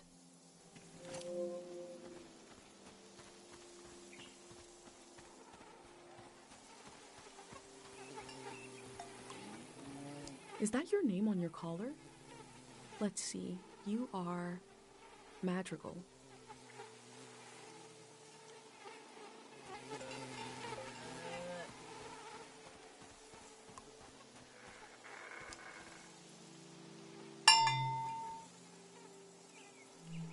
The sound of this bell has a lot of character.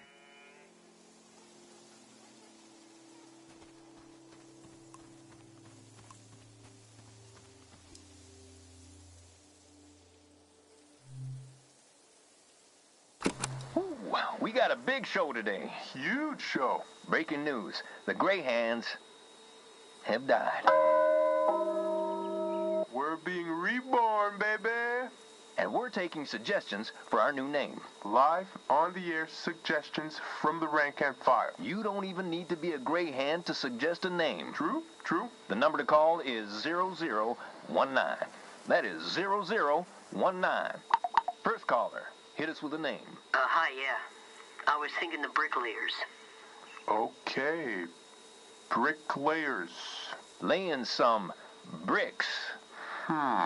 Well, yeah, thanks for the suggestion. We'll be taking them all afternoon, so keep them coming. That number again is 0019. You're listening to Greyhand Radio. We are broadcasting live from Greyhand HQ. And we're gonna take a little break. If the Greyhands are changing their name, you'd know them as something else.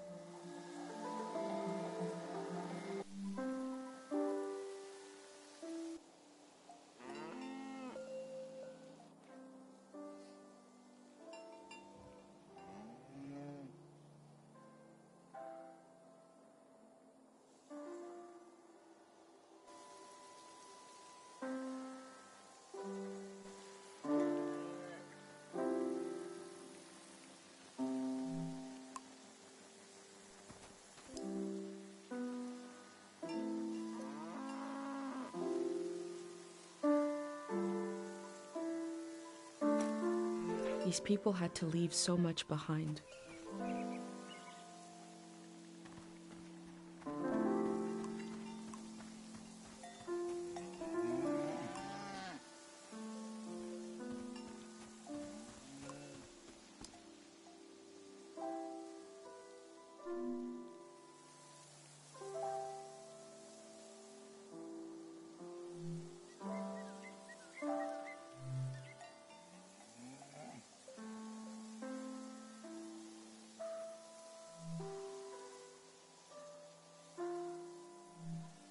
Cows from all over the world came here to compete in cow stuff? The golden season seems like such a different world.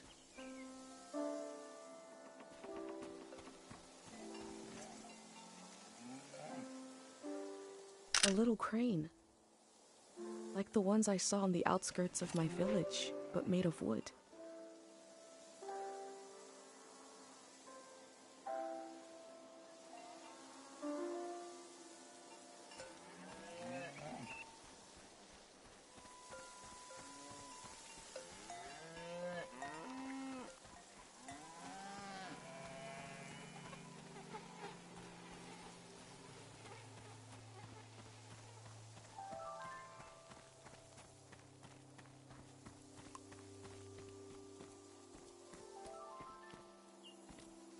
And you are Mata.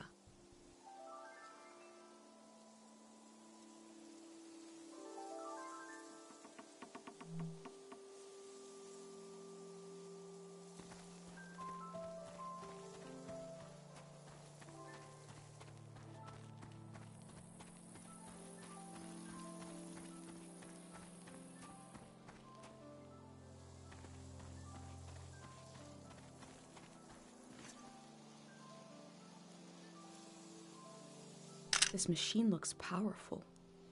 It must have done the work of many people.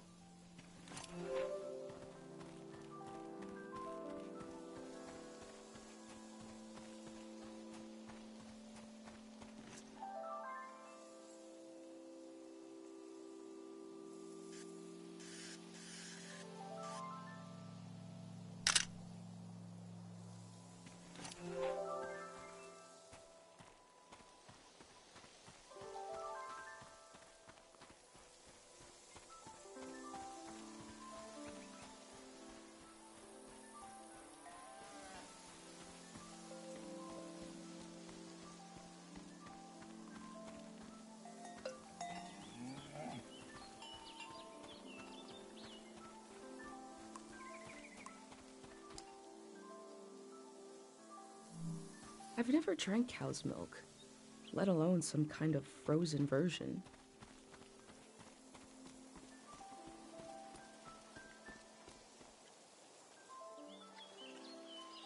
And your name is Toupette.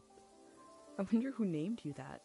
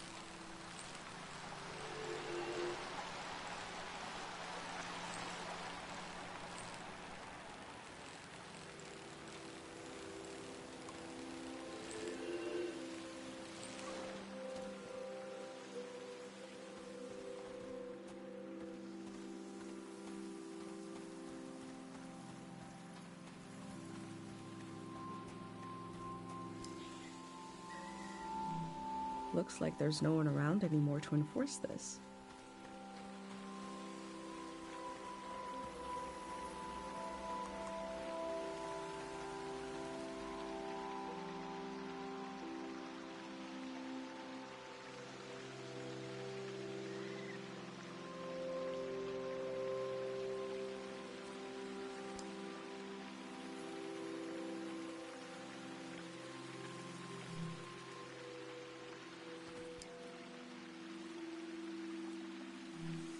I wish Pate could call this hotline to talk about his heavy dream.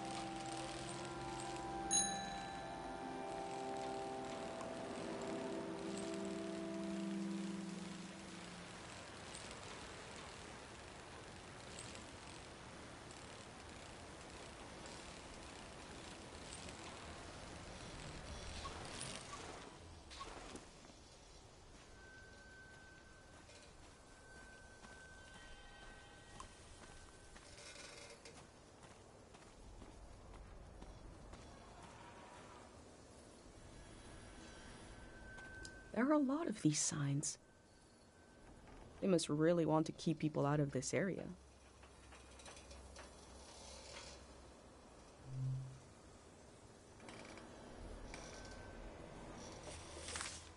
I found a dig site that is fenced off from view. What were they doing here?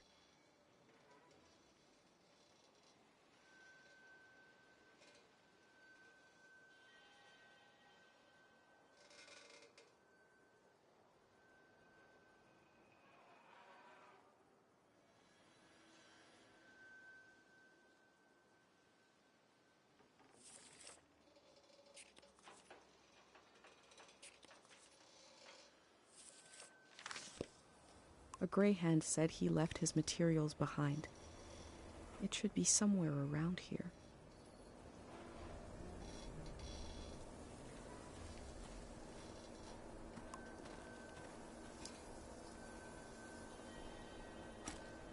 There's a big tree with a researcher's notebook inside it somewhere.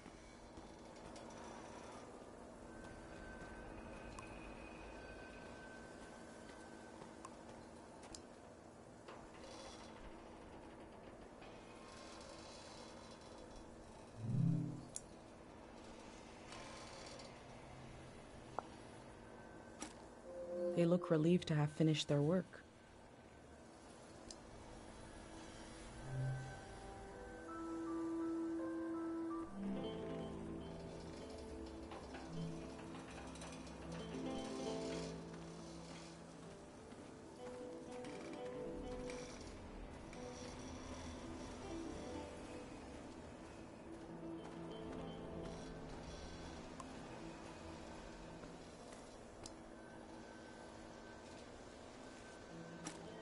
The work at the dig site has something to do with Day Zero.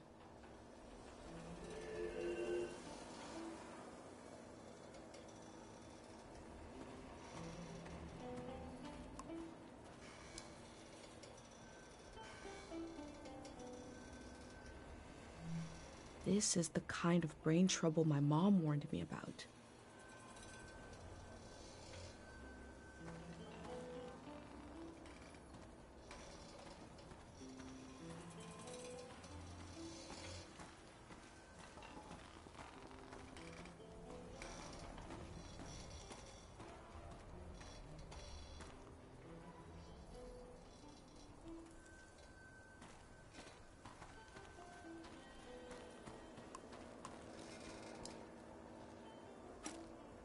Memories and emotions condensed into a mineral.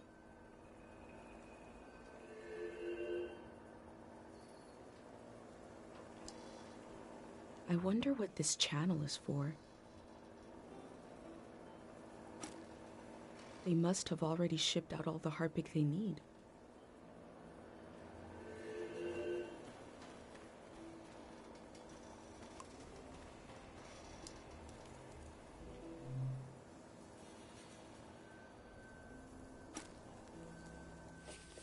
I wonder what's on this reel. What is Day Zero? Maybe I can find out more about it.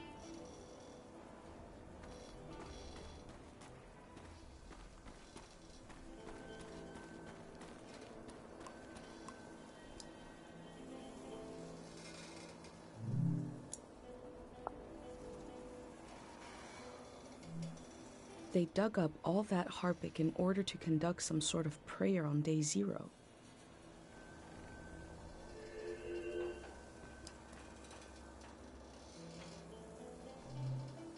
I've recreated the same setup as the prayer statues, right here in my workshop. I set up a singing bowl so I can verify the pattern that will form in the water. And some Harpic, of course. Each god seems to correspond to a resonating frequency. And when this vibration acts on the Harpic, we get the, psychoactive response. Going to give it a try here.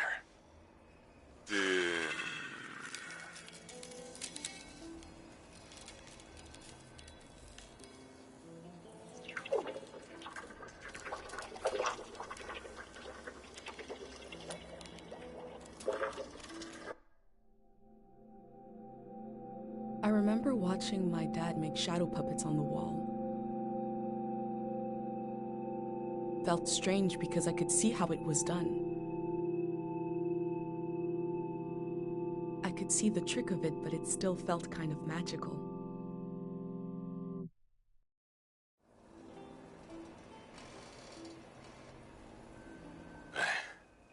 It worked. I do feel the more I do this, the more tired, and it feels like it takes me longer to return to the present. But now I have some control. I face the question of how this mineral affects the soil. I still have a lot of work to do. That's all for today. A mineral that can affect the mind.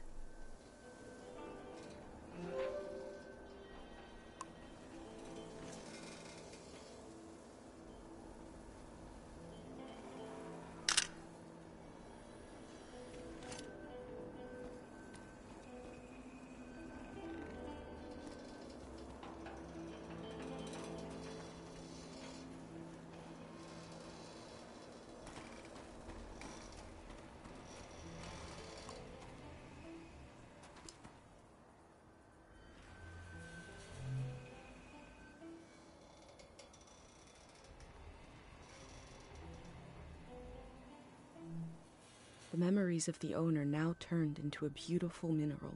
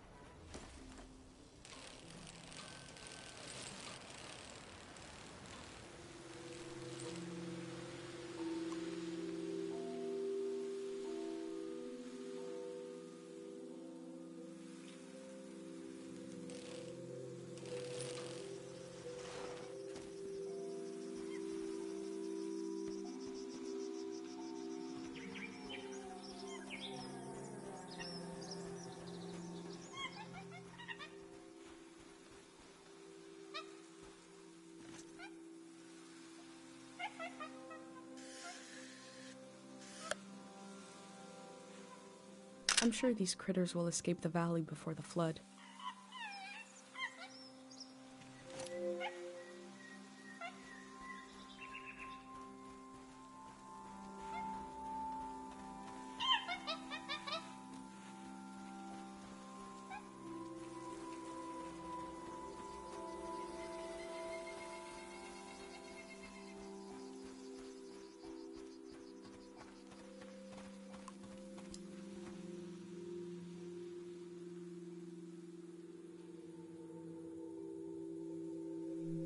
The info sign earlier said they are dangerous in large numbers. I have a pendant, though.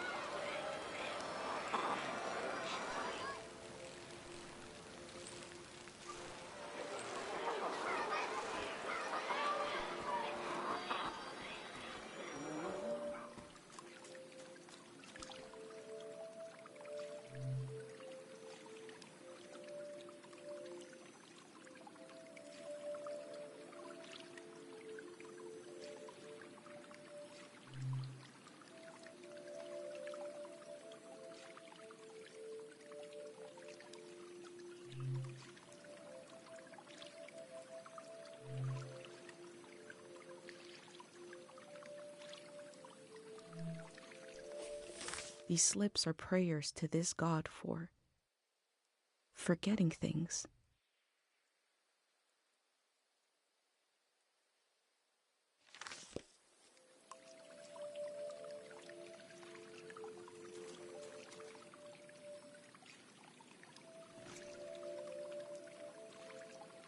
In Cairo, we have a statue to remember Dr. Fumio. But this statue is meant to be worshipped.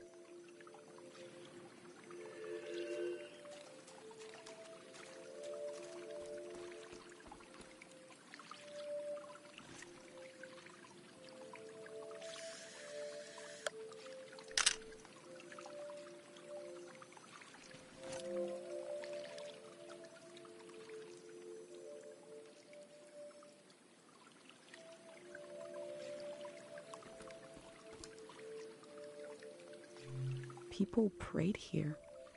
Who did they pray to?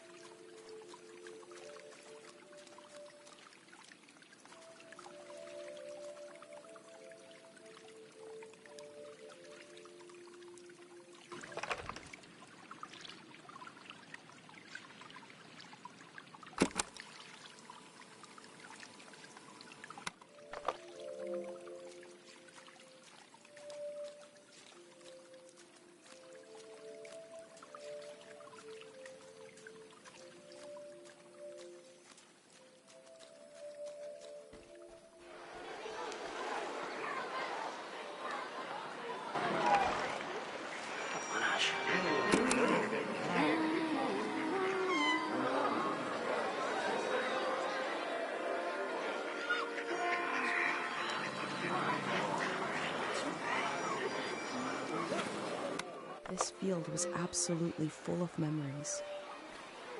I'm glad I had my pendant, otherwise it would have been overwhelming.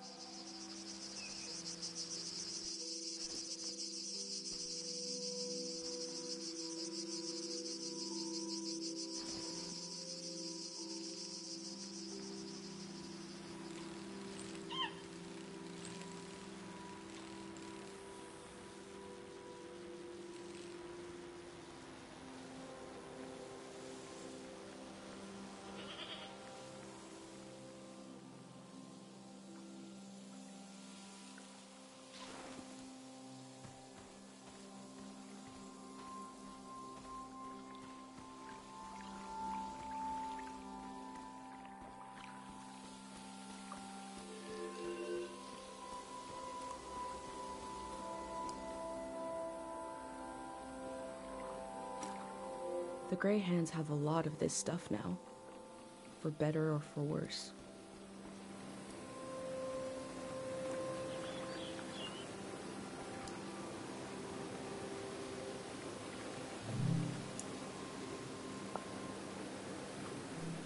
The bird stole a small trinket. I left the bird its prize, but maybe I can learn more about the locket.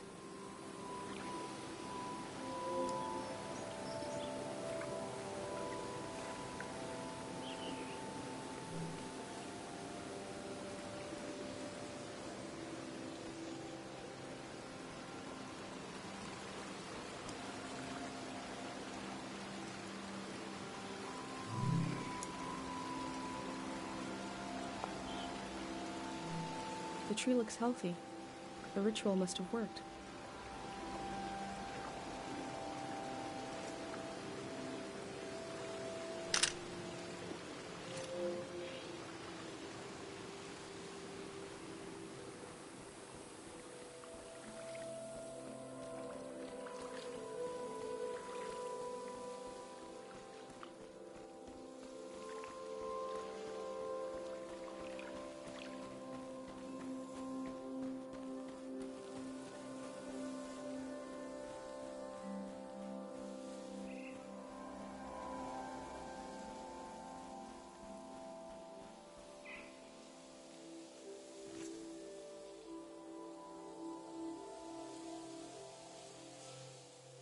I feel the slow chaos of life in its branches.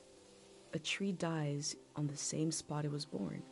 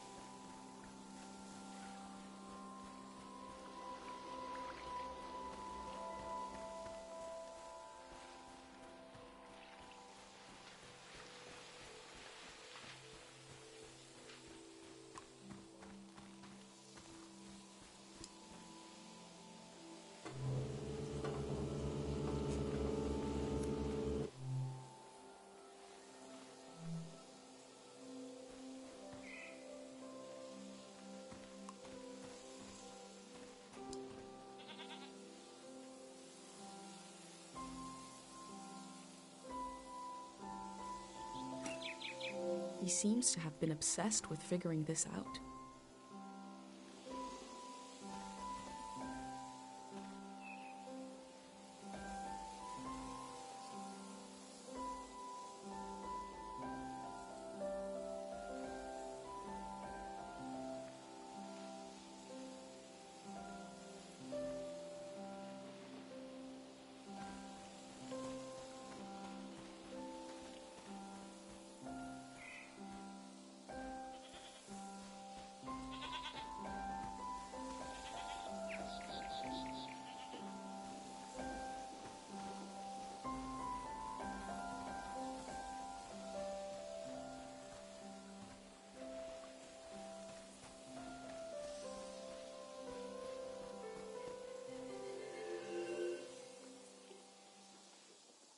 Oh, no, no, no!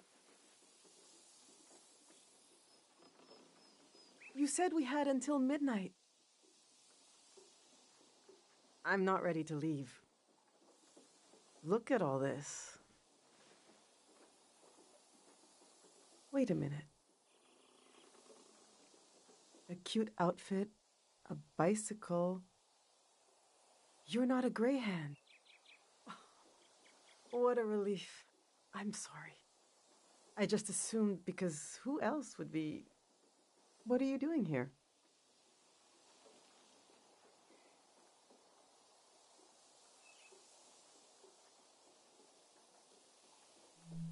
You're really cutting it close. I guess I'm doing research here on the lawn. I'm studying my own life. Welcome to Tiang Valley. You should have been here a week ago when the evacuation started. Almost everyone is gone now.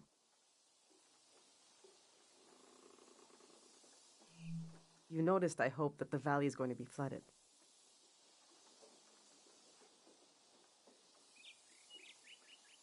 Greyhands are taking us to live in the Radiant City. Look!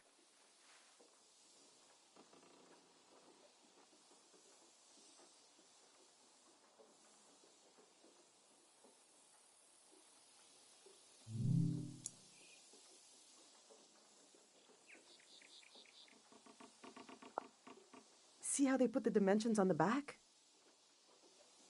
I recreated our future apartment here, on the lawn. This is the space we have to work with, to live in. I'm trying to really imagine what it'll be like. We're going from a big farm to one room. And we need to be packed by tonight. I already packed for myself and my son, but my husband Yuri is a little harder to pack for because he passed away recently. And I can't bring all his things. It's not realistic. His stuff is still... it's all here. It's okay. You said you're here to study the valley? My Yuri was doing the same thing. We can do this. Just need to decide.